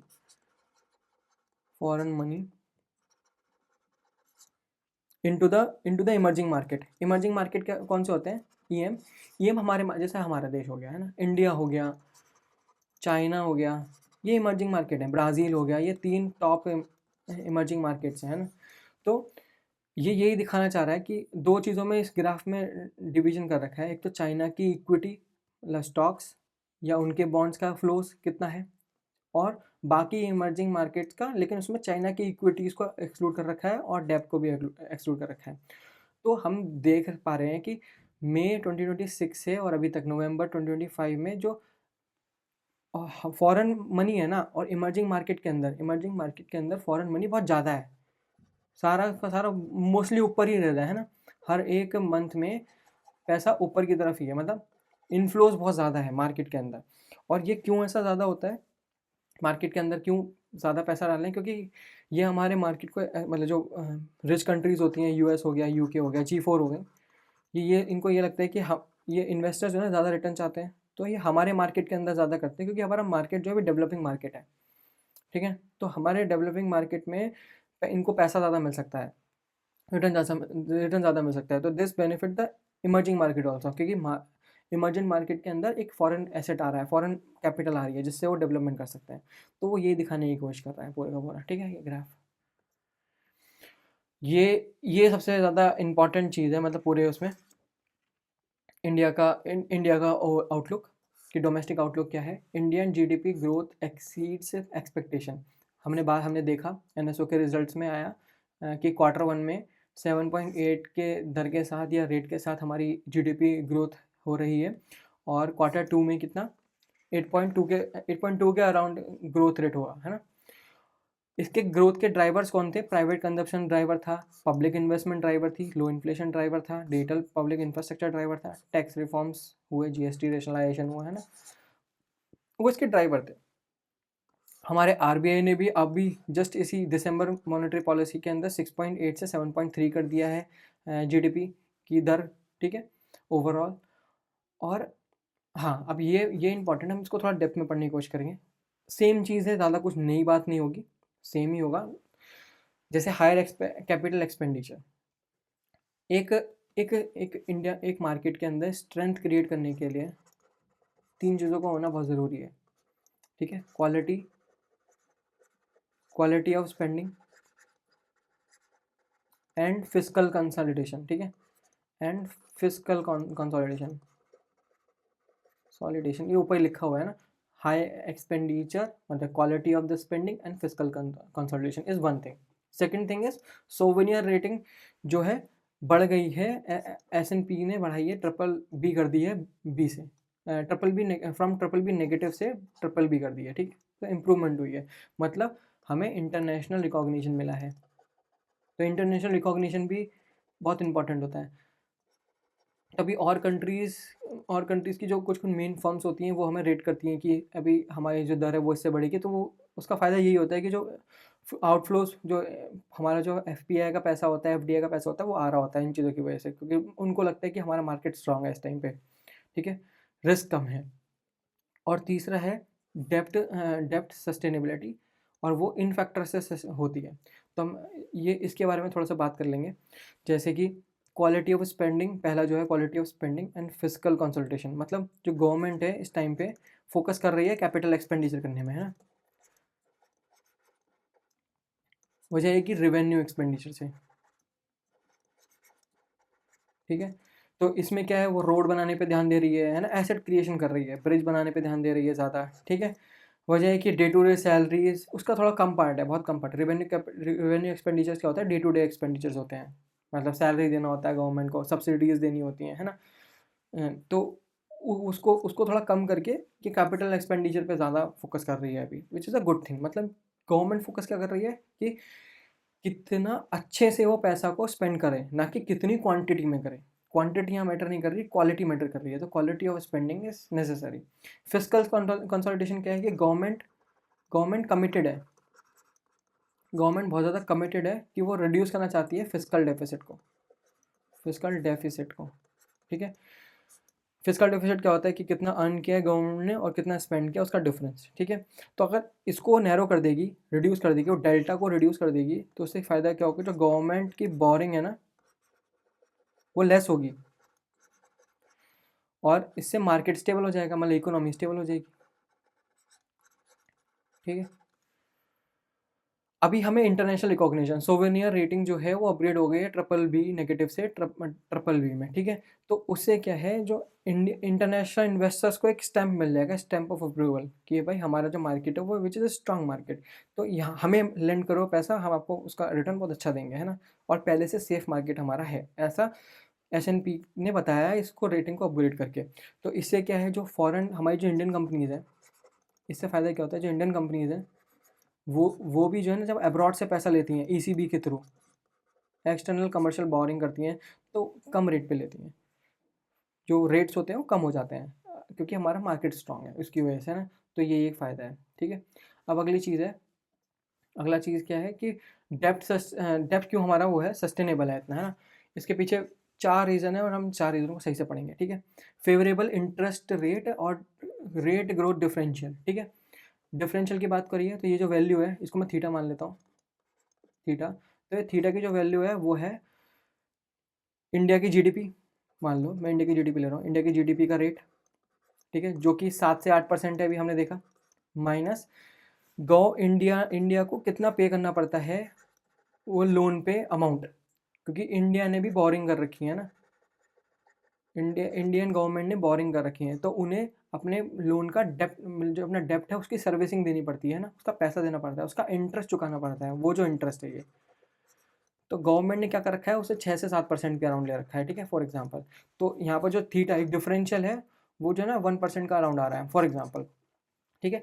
तो ये जो मतलब ज़्यादा है, हमारा जीडीपी ज़्यादा है, तो हमारा जो ग्रोथ रेट है वो ज़्यादा है इंटरेस्ट पेमेंट से जो गवर्नमेंट देती है बाहर। तो टाइमली जो है, ओवर द टाइम जो हमारा डेप्ट टू जीडीपी रेशियो है ना, डेप्ट अपॉन जीडीपी रेशियो है ना, वो कम हो जाएगा, वो रिड्यूस हो जाएगा over the time. Time bound, time मतलब टाइम डिपेंडेंट मैकेनिज्म है ये, तो वो श्रिंक होने लग जाएगा। क्यों? क्योंकि हमारी जो जीडीपी दर है वो बहुत अच्छे फेवरेबल रेट पे अभी बढ़ रही है, फास्ट ग्रोइंग हो रही है, denominator is increasing at a good rate. तो जो डेप्ट है उसे सर्विस करना आसान हो जाएगा गवर्नमेंट के लिए, तो इसकी वजह से डेप्ट सस्टेनेबिलिटी अच्छी है। इंडिया पे बहुत सारा डेप्ट होने के बाद भी डेप्ट सस्टेनेबिलिटी अच्छी चल रही है। लो फॉरेक्स डेप्ट, मतलब जो गवर्नमेंट है ना, हमारी जो गवर्नमेंट है, इंडियन गवर्नमेंट है, उन्होंने फॉरेन करेंसी लाइबिलिटी रखी ही नहीं, कम रखी। फॉरेन करेंसी लाइबिलिटी कम रखी, करेंसी लाइबिलिटी मतलब जो भी इन्होंने डेप्ट लिया ना वो रुपीज़ में लिया, इंडियन सिटीजन से लिया, बैंक से लिया, डॉलर में नहीं लिया, फॉरेनर से, ठीक है, मतलब और बाकी कंपनियों से पैसा ज़्यादा उधार में नहीं लिया। तो इससे क्या है, वो रिस्क जो करेंसी रिस्क होता है, डिवैल्यूएशन हो जाना होता है रुपी का अगेंस्ट द डॉलर, वो कम हो जाएगा। मतलब उसका कोई इम्पैक्ट जो है सडनली हमारे रेट्स को नहीं इंक्रीज़ करेगा, गवर्नमेंट की जो ये वाला रेट है ना इसको इंक्रीज़ नहीं करेगा किसी भी रीज़न से। तो हमारा अभी भी जो डिफरेंशियल फेवरेबल एक डिफरेंशियल थीटा बना रहेगा, ठीक है, और हमें एकदम से कोई पेमेंट नहीं करनी पड़ेगी। एक इम्पॉर्टेंट चीज़ ये है, लॉन्ग मैच्योरिटी रखी है हमारी गवर्नमेंट ने। जो उनके जो लोन थे ना, गवर्नमेंट के जो लोन थे, उनका जो टाइम पीरियड था ना वो बहुत ज़्यादा लंबा है, मतलब 30 ईयर की डेप्ट ले रखे हैं। मतलब जो हमें पेमेंट करना है, जो मेन पेमेंट हमें चुकाना है वो 30 साल बाद चुकाना है। तो इमीडिएट कोई रोल ओवर रिस्क नहीं है इसको, अगर पास में ही बहुत ज़्यादा पेमेंट हमें करना हो तो उसको बोलते हैं roll over risk, roll over risk. तो वो रोल ओवर रिस्क जो है रिड्यूस हो जाएगा, ठीक है। तो रोल ओवर रिस्क रिड्यूस हो जाएगा, क्यों? क्योंकि लॉन्ग मैच्योरिटी प्रोफाइलिंग है हमारी इंडियन गवर्नमेंट की, उनके डेप्ट्स की, ठीक है। मिनिमल फ्लोटिंग रेट जो है, तो इसका फ़ायदा क्या है, जो हमारी गवर्नमेंट ने जो पैसा ले रखा है ना वो फ्लोटिंग रेट पे ना लेके फिक्स रेट पे ले रखा है, 7% मान लो, 7% पे।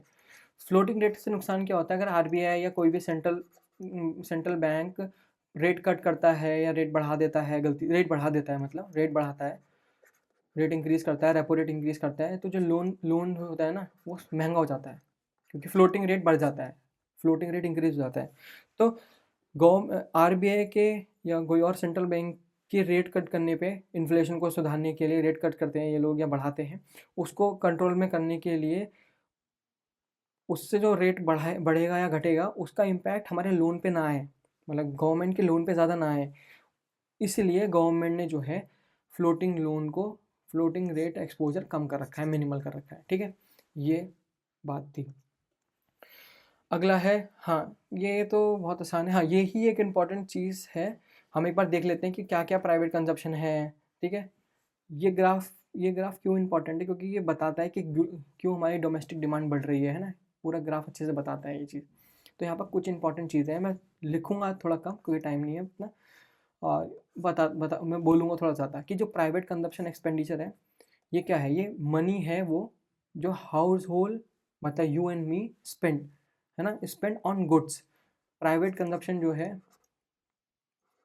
प्राइवेट कंजप्शन जो है वो मनी है जो हम स्पेंड करते हैं, you and me, on goods, ठीक है। तो ये जो है ना, देखो हम देख पा रहे हैं ये येलो वाला पार्ट है वो बहुत ज़्यादा है ना, हमारे लास्ट क्वार्टर में तो बहुत दो लास्ट क्वार्टर में तो बहुत ज़्यादा ही रहा है, ठीक है।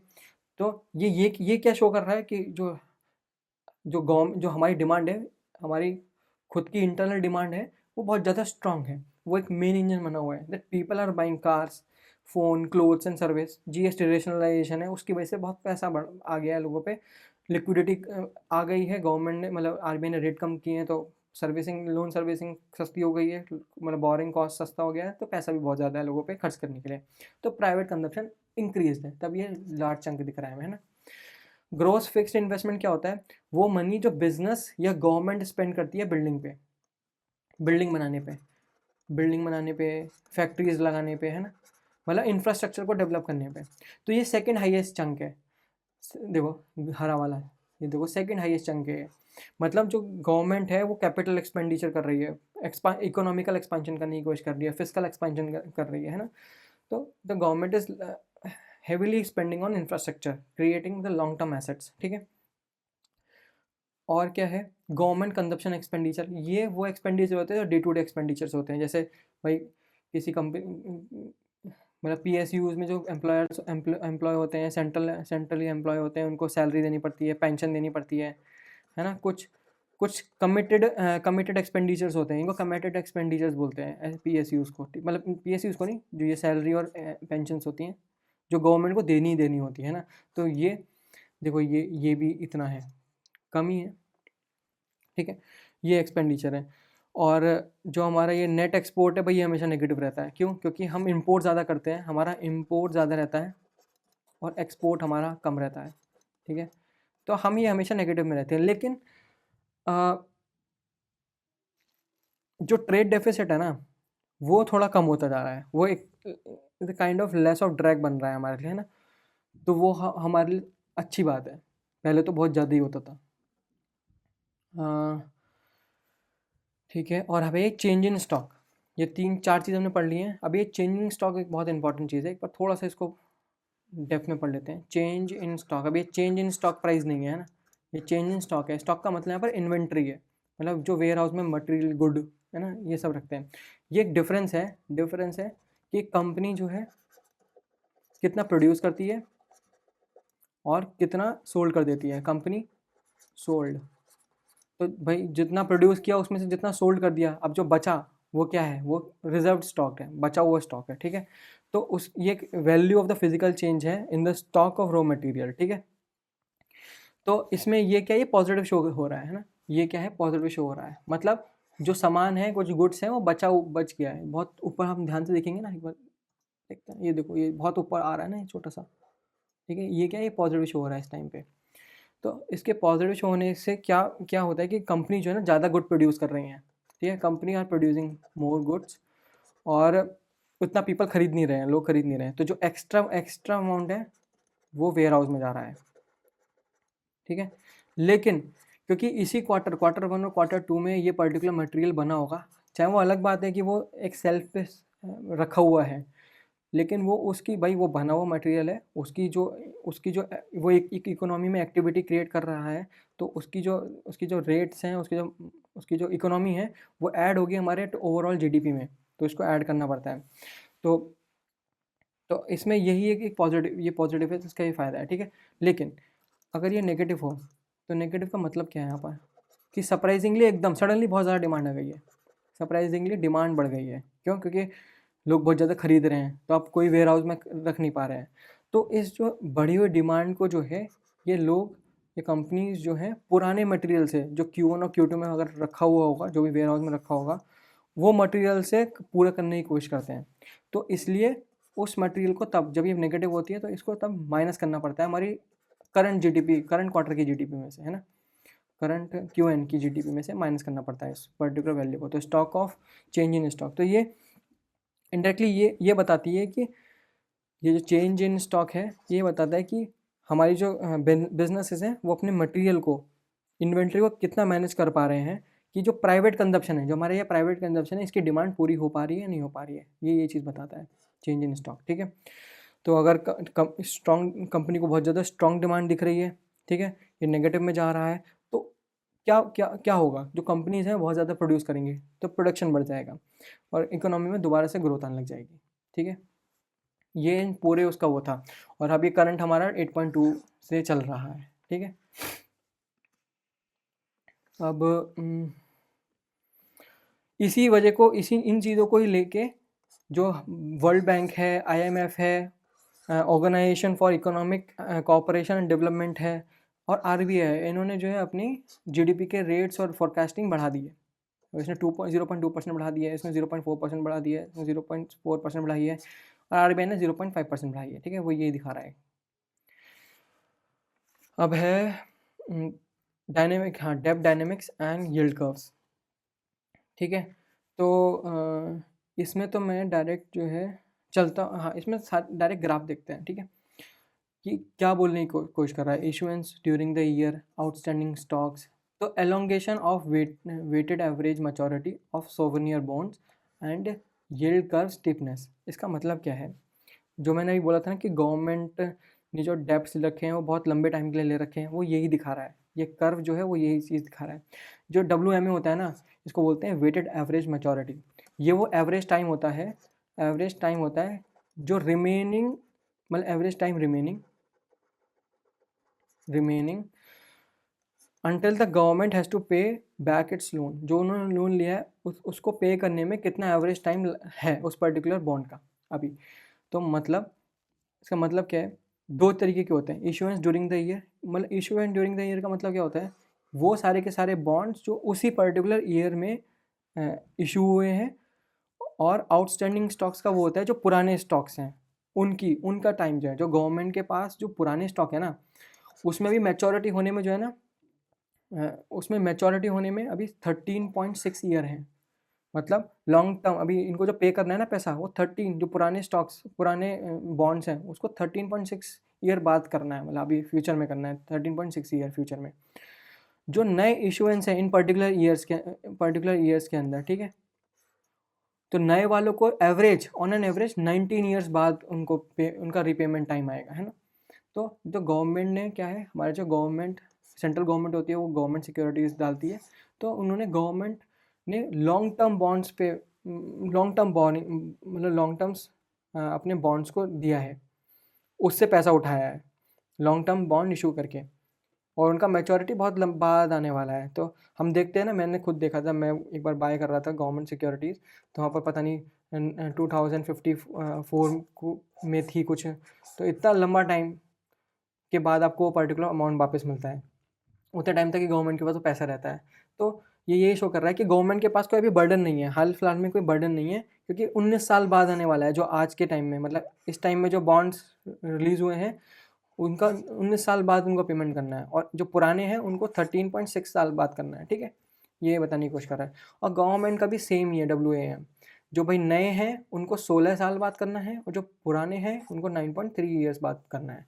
तो बहुत लंबा टाइम है, तो इनके पास पैसा भी है और अभी इतना बर्डन भी नहीं है मार्केट, तो गवर्नमेंट को कोई वरी नहीं है इन चीज़ों की, अभी पेमेंट करना है, ठीक है, ये शो कर रही है। पार यील्ड कर्व क्या होते हैं, ये मार्केट का व्यू दिखाते हैं, मार्केट व्यू, ठीक है, पार यील्ड कर्व जो है मार्केट का व्यू दिखाते हैं, ये असल में प्लॉट करे जाते हैं अगेंस्ट दिस इंटरेस्ट रेट, ये इंटरेस्ट रेट्स हैं, इंटरेस्ट रेट और बॉन्ड की मैच्योरिटी में, मतलब भाई जो 3 महीने वाला बॉन्ड है वो कितना इंटरेस्ट रेट मेरे को देगा एज एन इन्वेस्टर, गवर्नमेंट ने डिसाइड कर रखा है ना, 6 मंथ वाला कितना देगा, 1 साल वाला कितना देगा, तो ये इस पर्टिकुलर कर्व के, इस पर्टिकुलर ग्राफ के अंदर या चार्ट के अंदर ये बता रखा है। तो 3 मंथ से 50 ईयर वाली मैच्योरिटी बॉन्ड्स हैं उस पर कितना रिटर्न हमें मिल रहा है।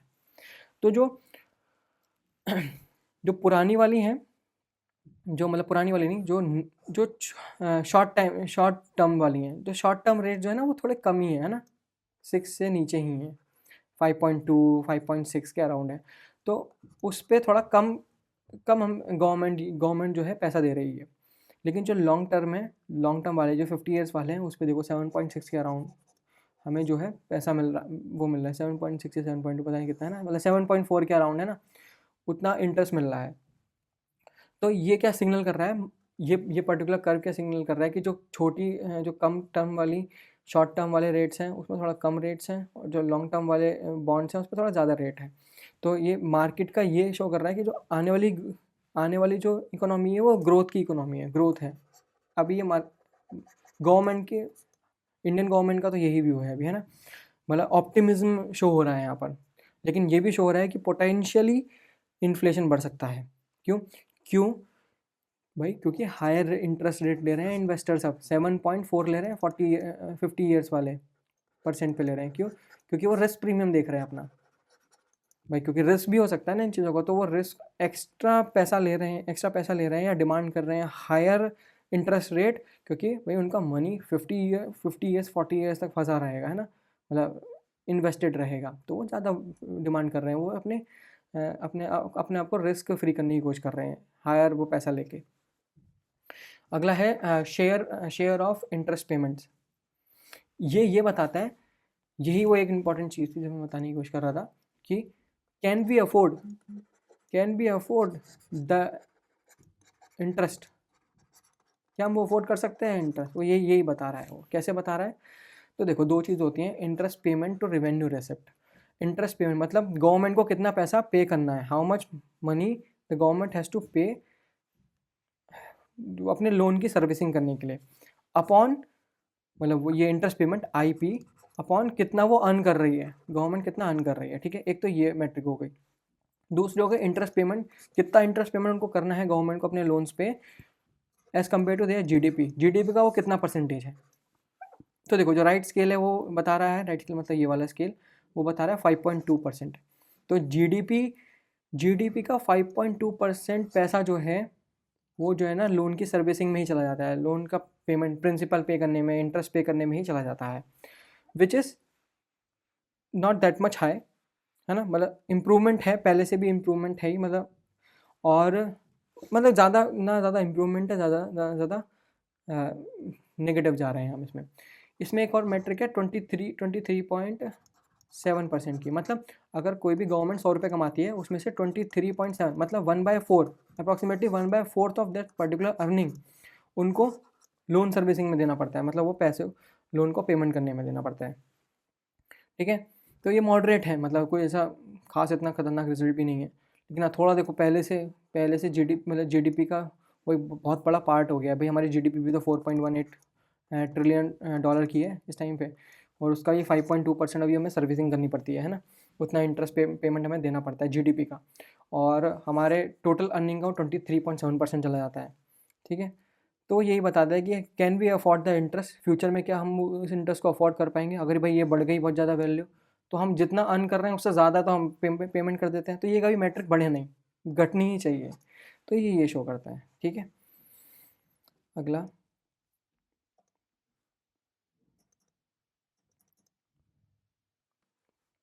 है एम्बेडेड फ्यूचर फॉरवर्ड रेट्स।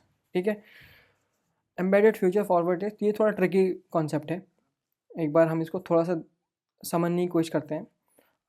जैसे कि 10 year coupon rate, zero coupon par yield जो होती है वो क्या है, और फॉरवर्ड पार यील्ड क्या है। मतलब यहाँ पर ये जो कर्व है ये बताने की कोशिश कर रहा है मार्केट के सेंटीमेंट्स कैसे हैं फ्यूचर में, मार्केट के सेंटीमेंट्स फ्यूचर में कैसे होंगे। अब ये फ्यूचर है, लेकिन ये फ्यूचर फॉरवर्ड्स वो एक तरीके का डेरिवेटिव टाइप है ना। तो यहाँ पर क्या है कि कंपैरिजन कर रहा है, ये इनडायरेक्टली कंपेयर, यहाँ पर एक कुछ वैल्यू देख लेते हैं, ये वाली देख लेते हैं। यहाँ पर ये पर्टिकुलर चीज़ क्या बताने की कोशिश कर रहा है, ये जो फॉरवर्ड रेट है ना, फॉरवर्ड पार रेट है, इसको लिखते हैं ऐसे करके, अगर 5 ईयर और 15 ईयर, मतलब इसका मतलब क्या है कि मार्केट की प्रेडिक्शन क्या है, ये वाले इस वाले पर्टिकुलर चीज़ की, कि मार्केट की प्रेडिक्शन क्या है, market prediction of rates, government rates मतलब यील्ड रेट्स ऑफ रेट्स 10 साल वाले जो बॉन्ड हैं, 10 ईयर बॉन्ड जो हैं उनके आने वाले 5 साल में। ठीक है, तो इसको मैं थोड़ा इंग्लिश में बोलता हूँ, the markets prediction of what the 10 year bond yield will be 5 years from now. आज से 5 साल बाद वो जो 10 ईयर यील्ड वाला जो बॉन्ड है उसका इंटरेस्ट रेट क्या होगा, वो ये बताने की कोशिश कर रहा है, 5 ईयर्स टू 15 वाला। ठीक है, ऐसी लिखते हैं फॉरवर्ड्स को, फ्यूचर फॉरवर्ड रेट एग्रीमेंट को भी ऐसे लिखते हैं, है ना। पहले कितने टाइम बाद हम वो पर्टिकुलर चीज़ करने वाले हैं, और कितने टाइम के लिए करने वाले हैं, तो उसमें से उसको माइनस करना पड़ता है। ठीक है, 10 ईयर वाला, तो इसलिए ये बोल रहा है, मतलब 15 - 5 है ना, 15 - 5 10 ईयर्स, यही बोलने की कोशिश कर रहा है वो।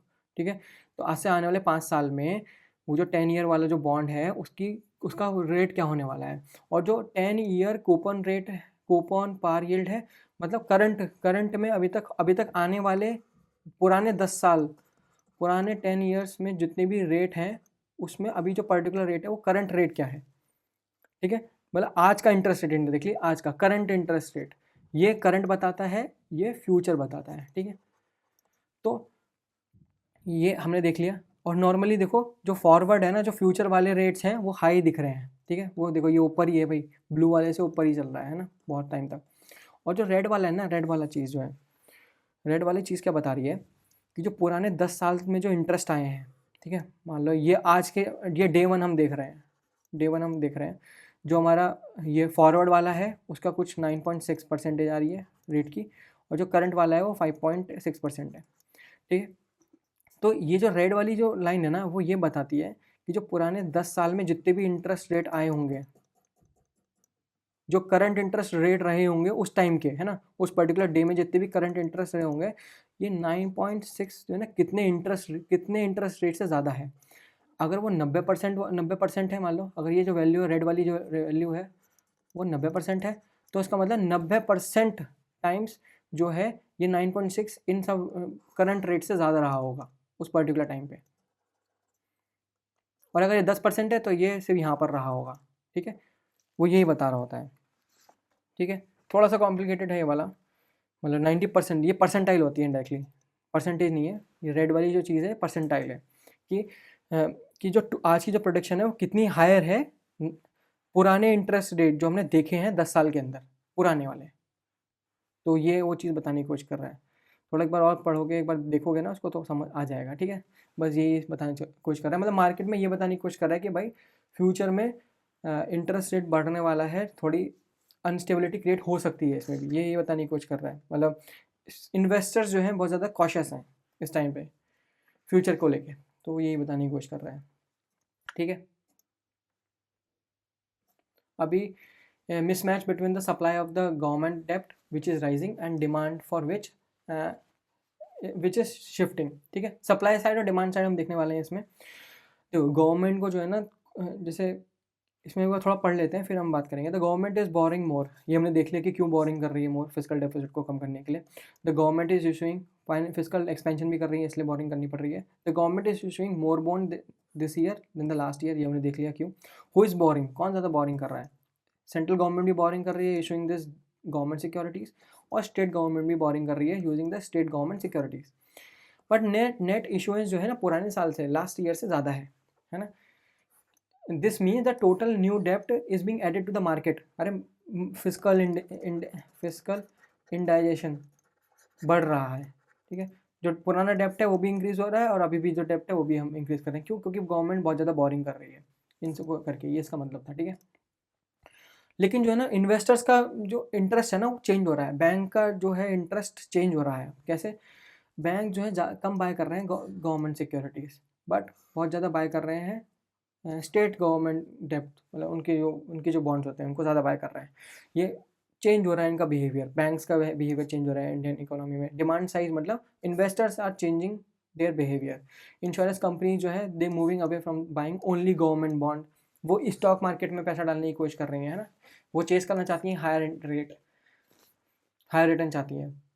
तो इससे क्या है, डेप्ट प्रॉब्लम भी इंक्रीज हो रही है, क्योंकि ये बहुत पैसा उठा रही है, स्टेट गवर्नमेंट बहुत पैसा उठा रही है, ठीक है। द इंडियन डेप्ट, टोटल डेप्ट टू जीडीपी रेशियो जो है 82 हाई पहुंच गया है, ठीक है, 82%, ये वैल्यू याद होनी चाहिए, ठीक है। द कल्प्रेट कौन है, स्पेसिफिकली अगर पॉइंट किया जाए तो स्टेट गवर्नमेंट है। क्यों, as the main reason for this high number, as their debt levels are elevated. क्यों डेट लेवल एलिवेटेड है, वही हम देखने वाले हैं इस ग्राफ से। भाई 3 टाइप की चीज़ें होती हैं, जैसे एडमिनिस्ट्रेटिव एक्सपेंसेस होते हैं, इंटरेस्ट पेमेंट्स होती हैं जो एक स्टेट गवर्नमेंट को करनी पड़ती है, उसमें पेंशन भी प्रोवाइड करानी पड़ती है एम्प्लॉय को, ठीक है। तो इनको बोलते हैं कमिटेड एक्सपेंडिचर्स, जो करने ही होते हैं नो मैटर व्हाट हैपन, ठीक है, कुछ भी हो भाई गवर्नमेंट को करना है। तो अभी देखा जाए तो देखो 30.8% है भाई टोटल का, ठीक है। तो मतलब अगर 100 रुपये कमा रही है तो उसमें 30 रुपये जो है इन कमिटेड एक्सपेंडिचर में जा रहे हैं। तो तो इसको भाई अभी जो बाकी जो 70 रुपये बचे हैं उसमें से सब सारा डेवलपमेंट करना है भाई, लोकल डेवलपमेंट करना है, स्टेट डेवलपमेंट करना है, तो हो नहीं पाएगा। तो इसके लिए इनको SGS करना पड़ता है, उनको इशुएंस करना पड़ता है, और इस बार उन्होंने ये ज़्यादा इशू किया है, और इसकी वजह से इन्होंने पैसा बहुत उठाया मार्केट से, और डेप्ट इंक्रीज़ हुआ है इनडायरेक्टली। तो यही है डेवलपमेंट करने के चक्कर में, ये बताने की कोशिश कर रहे हैं। हाँ, ये भी एक बहुत इंपॉर्टेंट चीज़ है, बस ख़त्म ही होने वाला है, लास्ट ही है। ठीक है। एक्सटर्नल सर्विस स्टेबिलिटी क्या है, इंडिया की जो external sector remain resilient despite जो हमारा करंट अकाउंट डेफिसिट है ना वो 0.3 से 1.3% हो गया है जीडीपी का अभी सेकंड क्वार्टर में दिस फाइनेंशियल ईयर 26। ठीक है, ये एक थोड़ी देखने वाली बात है। मिटिगेटिंग फैक्टर क्या है, स्ट्रॉन्ग एक्सपोर्ट, भाई हमारा सर्विस एक्सपोर्ट हमेशा अच्छा रहता है, इसी की वजह से हमारा करंट अकाउंट डेफिसिट थोड़ा ऑफ सेट हो जाता है ना, कम हो जाता है। और जो रोबस्ट रिमिटेंस है, भाई पैसा बाहर से आता है, देशों से कमा के लोग भेजते हैं इधर, है ना, एनआरआई के पैसे यहाँ रखे रहते हैं इंडियन बैंक में, है ना, तो वो रिमिटेंस होते हैं, मतलब इस टाइप के रिमिटेंस होना, तो उसकी वजह से बहुत फ़ायदा होता है। वही मिटिगेटिंग फैक्टर है भाई ये करंट अकाउंट डेफिसिट को कम करने के लिए। हम एक बार चार्ट देखेंगे आगे, क्या है वो चार्ट। कैपिटल फ्लोज क्या है भाई, एफडीआई इंप्रूव हुआ है अपने फर्स्ट हाफ में फाइनेंशियल ईयर 26 में, अच्छी बात है। इक्विटी प्रोफाइल जो है डिक्लाइन हुई है, ठीक है। बॉन्ड इनफ्लो सर्ज हुए हैं due to the global index inclusion, वही एसएनपी का जो ट्रिपल बी नेगेटिव से ट्रिपल बी में पहुंचे हैं, उसकी वजह से थोड़े बॉन्ड इनफ्लोज बढ़े हैं। जो एक्सटर्नल कमर्शियल बोरिंग है और आईएनआर डिपॉजिट है वो भी इसने सपोर्ट किया है, मतलब हमने बहुत पैसा उठाया, गवर्नमेंट मतलब प्राइवेट कंपनीज ने बहुत पैसा उठाया अब्रॉड से, ठीक है, और एनआरआई ने बहुत पैसा डिपॉजिट किया इधर अपने इंडिया में, ठीक है। तो एक्सटर्नल वल्नरेबिलिटी क्या इंडिकेट करती है भाई, हमारा फॉरेक्स रिजर्व बहुत स्ट्रॉन्ग है इस टाइम पे, 693.3 बिलियन यूएस डॉलर का है, ठीक है, जो कितना सफिशिएंट है कि भाई अगर सब कुछ रुक जाए, ठीक है, हमें अगर कुछ ना बचे, हम लेन देन ना कर पाएँ, ट्रेड ना कर पाएँ, तब भी हम 11 मंथ का अपना खर्चा चला सकते हैं, इंपोर्ट कर सकते हैं। डेप्ट, एक्सटर्नल डेप्ट जो है 19.2% है of GDP, which is low, ठीक है, कम है, कोई दिक्कत नहीं है। और इम्प्रूव हुई है शॉर्ट टर्म डेप्ट्स और आईआईपी पोजीशंस भी इम्प्रूव हुई हैं, ठीक है। इसको हम ग्राफ में भी देखेंगे, मतलब चार्ट पे भी देखने वाले हैं, ठीक है। ये ट्रेड बैलेंस है, इसको मैं ज़्यादा नहीं करूँगा, बस यही बताऊँगा कि मैं हमारा जो करंट अकाउंट है ना वो भी नेगेटिव में है, 1.3 नेगेटिव में। उसमें क्या क्या ऐड होता है, ट्रेड बैलेंस ऐड होता है, सर्विस बैलेंस ऐड होता है, इनकम एंड ट्रांसफ़र बैलेंस होते हैं, करंट अकाउंट बैलेंस से टोटल बनता है, ठीक है। फिर जो कैपिटल साइड में क्या है, नेट एफपीआईज अच्छी बढ़ी हैं, ठीक है, मतलब बढ़ी क्या है, मतलब सस्टेन रही हैं। और जो हमारा जो फाइनेंशियल अकाउंट टर्नओवर है वो पॉजिटिव रहा है टोटल, वो यही बताने की कोशिश कर रहा है। अदर इन्वेस्टमेंट भी अच्छी खासी रही हैं हमारे पास, बट एक प्रॉब्लम है, जो फाइनेंशियल डेरिवेटिव से पैसा आया है वो नहीं आया, मतलब वो आउटफ्लो ही हुआ है इनडायरेक्टली। और नेट एफपीआई भी अच्छा नहीं गया है, मतलब लोगों ने जो स्टॉक मार्केट में पैसा डाल रखा है उसको बहुत खींचा है, मतलब इंडिया से बाहर गया है पैसा, लेकिन जो लॉन्ग टर्म के लिए पैसा रखा हुआ है वो बढ़ा है, ठीक है, ये वो बताने की कोशिश कर रहा है इसके थ्रू। ओवरऑल जो है 11.6 बिलियन डॉलर का हमारा वो है टोटल हमारा फाइनेंशियल अकाउंट, कैपिटल अकाउंट, ठीक है। और यहाँ पर माइनस के 1.3% ऑफ जीडीपी हमारा भी करंट अकाउंट चल रहा है। एक बार देख लेते हैं कि बीओपी, बैलेंस ऑफ पेमेंट होता क्या है। बैलेंस ऑफ पेमेंट, ठीक है, बैलेंस ऑफ पेमेंट में दो पार्ट होते हैं, करंट अकाउंट होता है और एक कैपिटल अकाउंट होता है। करंट अकाउंट के अंदर दो चीज़ें आती हैं, एक विजिबल एसेट्स आते हैं, मतलब गुड्स एंड सर्विसेज गुड्स आते हैं, ठीक है, गुड्स आते हैं, या कमोडिटीज़ कुछ भी बोल लो, कमोडिटीज़ आती हैं, वो इस वाले विजिबल आती हैं, ये टेंजिबल होते हैं, ठीक है, इनको छू सकते हैं, जिसमें एक्सपोर्ट और इंपोर्ट आता है, ठीक है, एक्सपोर्ट माइनस माइनस इंपोर्ट हमें ये पर्टिकुलर वैल्यू दे रहा होता है, मर्चेंडाइज, ठीक है। इनविजिबल दूसरा पार्ट होता है, इनविजिबल, जिसके अंदर सर्विसेज आती हैं, भाई सर्विसेज को टच नहीं कर सकते, है ना, भाई कोई बैंकिंग की सुविधाएं दे रहा है उसको हम टच नहीं कर सकते, ठीक है, हमें ऑनलाइन नेटवर्किंग मतलब नेट बैंकिंग दे रहा है तो उसे हम टच नहीं कर सकते, वो चीज़ को टच नहीं कर सकते, वो पर्टिकुलर सर्विस को टच नहीं कर सकते, that's why they are intangible and invisible, दिखते नहीं है वो, तो उसमें बैंकिंग आ गई है। फैक्टर्स इनकम आ गई, भाई डिविडेंड का पैसा बाहर हमने हमने दूसरे देशों में डाला, वहाँ से हमें डिविडेंड का पैसा मिला इंडिया को, है ना, वो फैक्टर इनकम्स हो गई। ऐसे और कंपनी, बाहर की कंपनी हमारे उसमें डालेंगे तो उनको भी पैसा मिलेगा डिविडेंड के थ्रू, एम्प्लॉय कंपनसेशन हो गया, इन्वेस्टमेंट इनकम हो गई, ठीक है, या कुछ गिफ्ट ट्रांसफ़र हो गए, ग्रांट्स हो गए, रेमिटेंसेज हो गए, ये हो गए। जनरली सर्विस हमारा पॉजिटिव रहता है, ट्रांसफर्स हमारे रेमिटेंस हमारे पास आते हैं, ये भी पॉजिटिव रहता है, बाहर से लोग पैसा भेजते हैं, रेमिट करते हैं इधर अंदर इंडिया में। बट जो फैक्टर इनकम होती है ना हमारी, ये नेगेटिव रहती है। ये क्यों नेगेटिव रहती है भाई, बहुत ज़्यादा एफपीआईज या एफटीएस हमारे यहाँ पैसा डालते हैं और उनको डिविडेंड देना पड़ता है हमें, है ना, पैसा वो वहाँ से इनकम कमा के जाते हैं, तो ये नेगेटिव रहती है हमारे लिए इंडिया के परस्पेक्टिव से। तो इनविजिबल जो होता है ओवरऑल पॉजिटिव रहता है, इसको कंपनसेट कर देता है सर्विस और ट्रांसफर्स हमारे, है ना। बट जो इम्पोर्ट हम ज़्यादा करते हैं, एक्सपोर्ट हम कम करते हैं, तो ये जो वैल्यू है टोटल नेगेटिव रहती है। बट ये बहुत ज़्यादा होता है, ठीक है। सर्विस उसको कम मिटिगेट कर पाती है, मतलब अच्छा खासा ऑफसेट करती है, लेकिन ओवरऑल ये जो करंट अकाउंट रहता है वो नेगेटिव रहता है। जो हमने देखा अभी वो 1.3% चल रहा है माइनस के, है ना। तो ये करंट अकाउंट हमारा नेगेटिव रहता है। भाई कैपिटल अकाउंट में क्या आता है, फॉरेन इन्वेस्टमेंट आती है, एफपीआईज इन्वेस्ट करते हैं इंडिया के अंदर। बाहर की हमारी private companies external commercial boring के थ्रू बाहर से पैसा उठाती हैं, पैसा लेती हैं। बैंकिंग कैपिटल एनआरआई डिपॉजिट करते हैं इंडियन बैंक्स में, ठीक है। तो नॉर्मली ये पॉजिटिव रहता है, ये पॉजिटिव रहता है, लोन भी पॉजिटिव रहता है, ये पॉजिटिव रहता है ना, मतलब पैसा इनडायरेक्टली हमारे पास आ रहा है। तो कैपिटल अकाउंट हमारा हमेशा पॉजिटिव रहता है नॉर्मली, जो कि हमने देखा कि 11.3 बिलियन डॉलर की हमारे पास अभी अभी है, ठीक है। तो इस पूरे सिस्टम को बोलते हैं बैलेंस ऑफ पेमेंट, ठीक है। हमने शॉर्ट में देख लिया क्या है, ठीक है। अभी इस बार का जो एफडीआई है, एफडीआई क्या होता है, it's a long term money. जो एफडीआई जो फॉरेन डायरेक्ट इन्वेस्टमेंट्स होती हैं, ये हाँ, इंडिया में बड़े बड़े काम, मतलब फैक्ट्री प्रोजेक्ट के लिए कंपनी बाय करने के लिए पैसा डालती हैं इंडिया में पैसा आता है, तो उनको एफडीआईज बोलते हैं, ठीक है। तो वो इम्प्रूव हो रहे हैं भाई, सेकंड हाफ में फर्स्ट हाफ में इम्प्रूव हुए हैं हमारे, ठीक है, 2.9 है ना। लेकिन जो पोर्टफोलियो इन्वेस्टर्स हैं, एफपीआईज हैं, एफपीआई क्या होता है, हॉट मनी होता है। हॉट मनी स्टॉक मार्केट में इन्वेस्ट होता है भाई, अगर कुछ भी गलत न्यूज़ आती है तो भाई ये लोग भाग जाते हैं एकदम, तो ये वैल्यू थोड़ी डिक्लाइन रहती है ना। तो इस बार जो है हमारे सेकंड हाफ, दोनों हाफ में जो है ना पैसा गया ही है हमारा एफपीआई ने पैसा डाला ही नहीं है ना, पैसा सिर्फ आउटफ्लो हुआ है डेबिट। तो ये थोड़ा नेगेटिव रहा है हमारे लिए एफपीआई जो है। बट हाँ, बहुत कुछ हमारा, क्योंकि भाई बॉन्ड में अभी जो है एसएनपी ने हमारी बॉन्ड की रेटिंग बढ़ा दी है, तो थोड़ा बहुत इन्फ्लो भी रहा है ना, अच्छा खासा इन्फ्लो भी रहा। ये है हमारा लास्ट टॉपिक आज का, ठीक है। ये एक्सटर्नल वल्नरेबिलिटी इंडिकेटर्स, ये हम एक बार पढ़ लेते हैं और हम ख़त्म करते हैं इसको। भाई एक होता है रेशियो ऑफ, मतलब ये ऐसे इंडिकेटर्स होते हैं जो हमारी हमारी एक्सटर्नल वल्नरेबिलिटीज़ को दिखाते हैं कि भाई हम कितने बाहर के देशों के साथ वनरेबल हैं। तो रेशियो ऑफ एक्सटर्नल डेप्ट टू जीडीपी, भाई कितना मनी इंडिया ओन करता है फॉरेनर्स को, वो ये बताता है, ठीक है। तो ये लो करता है, 19.2% है, फॉरेनर का पैसा हमारे पास कम है, कम वो करते हैं, हमारी इकोनॉमिक साइज से हम थोड़ा कम पैसा ही ओन करते हैं। तो इसका फ़ायदा क्या है, ये क्या दिखा रहा है, 19.2 होने की वजह से भाई हम ओवर लेवरेज नहीं है, ज़्यादा उधारी नहीं कर रखी है हमने, है ना, ओवर लेवरेज नहीं है, लेवरेज नहीं है, ठीक है, ओवर लेवरेज नहीं है। तो जो हमारी इकोनॉमी, हमारी जो जीडीपी है ना, 8.2% दिखाई इस बार, वो हमारे खुद के पैसों से है इस टाइम पे। हमारे खुद की जो जितनी भी जीडीपी की ग्रोथ है ना, वो हमारे खुद के दम पे है अभी।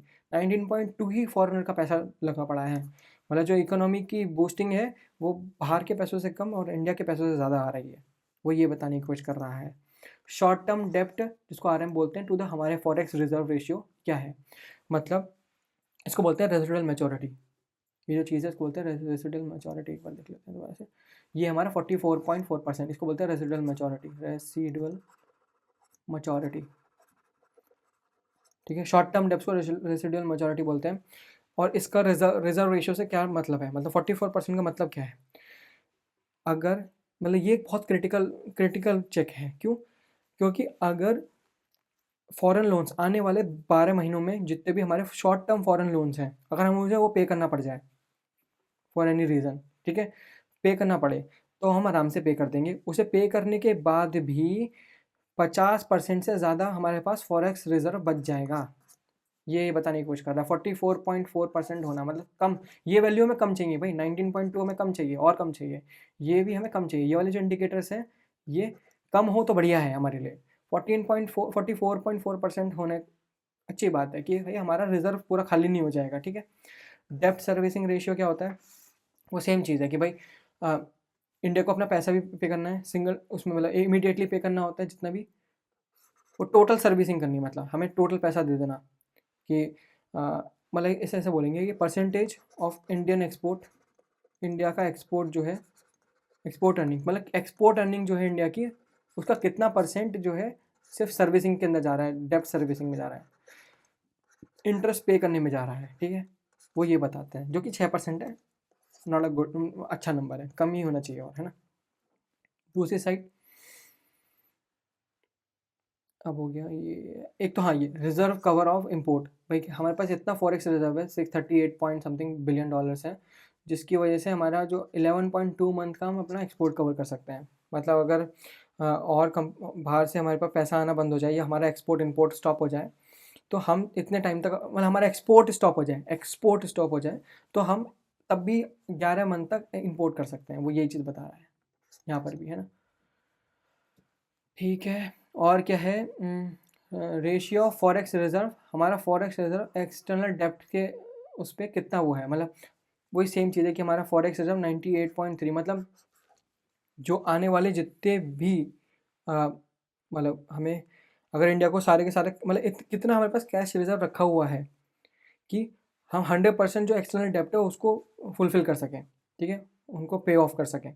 तो हमारे पास 93.8 अच्छा नंबर, अगर ये जितना ज़्यादा हो उतना फ़ायदा, यार जितना ज़्यादा हो उतना फ़ायदा, ये अच्छा नंबर है, ये याद करनी है सारी वैल्यूज़ भाई, ठीक है, ये वैल्यूज़ याद करनी है। और ये एक बहुत इंपॉर्टेंट चीज़ है, नेट आईआईपी। नेट आईआईपी का मतलब क्या होता है, इंटरनेशनल इन्वेस्टमेंट पोजीशन, ठीक है। इसका मतलब क्या होता है, ये एक डिफरेंस होता है, ये एक डिफरेंस होता है किस में, कि अगर कोई इंडियन इंडियन कोई एसेट को ऑन करता है अब्रॉड में, माइनस फॉरेनर्स ऑन करते हैं इंडिया के अंदर, नॉर्मली ये वैल्यू हमेशा नेगेटिव रहती है, देखो पूरे टाइम नेगेटिव ही थी, ठीक है, ये नेगेटिव ही रहती है। वो इसलिए नेगेटिव रहती है कि भाई जो और फॉरेन कंपनीज हैं, फॉरेन इन्वेस्टर्स हैं, वो इंडिया में आके पैसे डालते हैं, और ये देखो डेवलपिंग कंट्रीज़ में ऐसा रहता है हमेशा, डेवलपिंग कंट्रीज़ में आईआईपी की पोजीशन नेगेटिव रह रहती है, क्योंकि बाहर के लोगों से हमें पैसा मिल रहा होता है, उसकी वजह से हम अपनी डेवलपमेंट कर रहे होते हैं। तो ये कोई अलार्मिंग स्टेज नहीं है इतना वैल्यू होना, ठीक है, this number is contain not very alarming, है ना। तो यही था सब कुछ, ओके। तो ठीक है, आज की वीडियो में बस इतना ही करते हैं, और हमने बहुत कुछ देखा, हमने बहुत सारे रिजल्ट्स को समझने की कोशिश करी। इसके बाद मैं दूसरा पार्ट लेकर आऊँगा, इसमें हम फाइनेंशियल मार्केट के ऊपर बात करेंगे, और कॉर्पोरेट अर्निंग्स के ऊपर भी बात करने वाले हैं, फिर हम स्टेबल कॉइन के ऊपर भी बात करेंगे, फिर हम बैंक्स की वैल्यूज़ को भी देखेंगे, आर ओ ई कितना है, CRAR कितना है, अलग अलग बैंक्स का, शेड्यूल कमर्शियल बैंक्स का, NBFCs का, सब चीज़ हम देखने वाले हैं, ठीक है, वो हम अगली वीडियोज़ में देखेंगे। तो अगर आपको ये वीडियो पसंद आई हो तो उसको लाइक कर देना, और मेरे चैनल को सब्सक्राइब कर देना। Thank you.